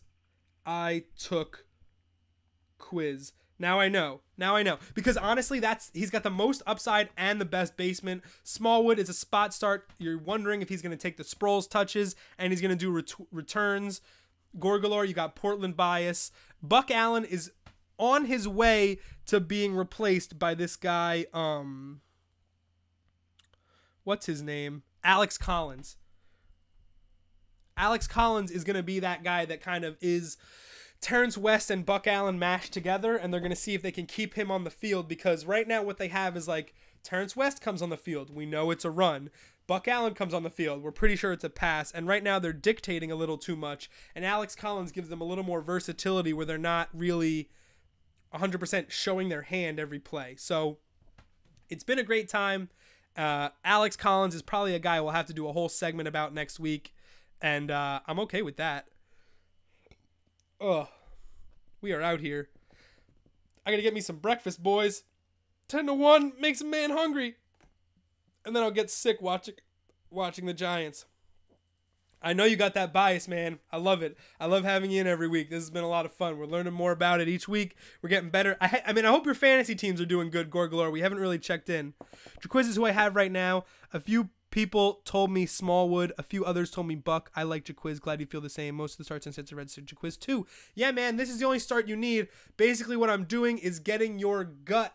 I'm trying to encourage your gut. We're trying to match feelings. I'm not necessarily the number one pundit on the world. I respect everyone on the internet. I read all their opinions, and I come back to you on Sunday with the aggregate opinion plus the gut based on tactics and the matchups, because that is almost as important as actual production.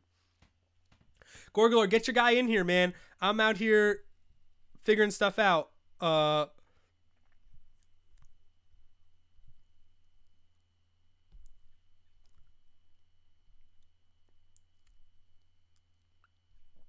What was that parlay that they wanted?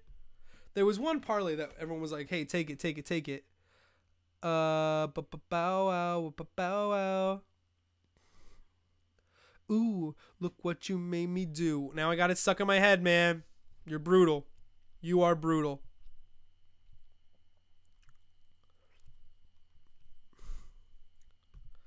Wow. Look what you made me do. Look what you just made me do. Look what you just... Ooh! Chat was good this week, guys. Oh, Patriots, Chiefs, Titans. That's a good one.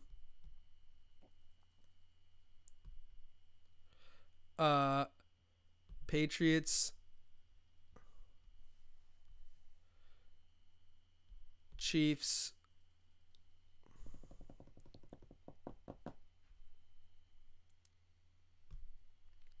Pats, Chiefs, Titans. Pats, Chiefs, Titans. What? Pats, Chiefs, Titans. Who? Pats, Chiefs, Titans. Everybody, Pats, Chiefs. Who? Wah. Wah.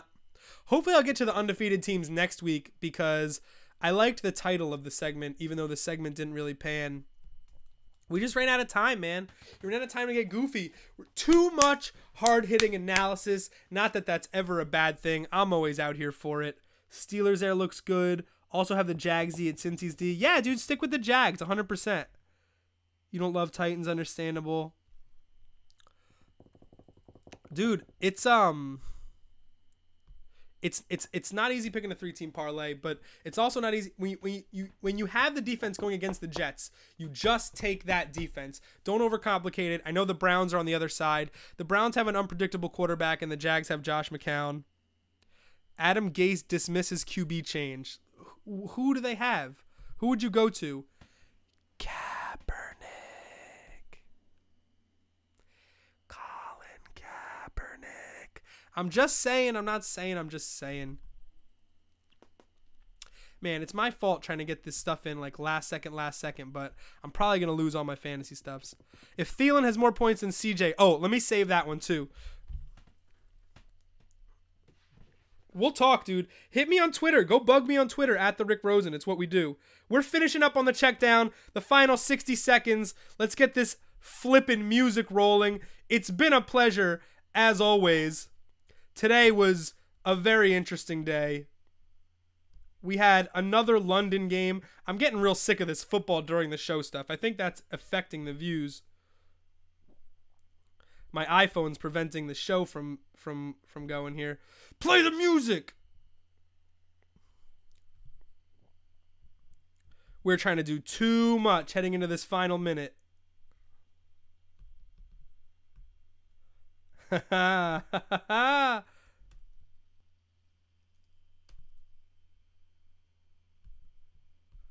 it comes.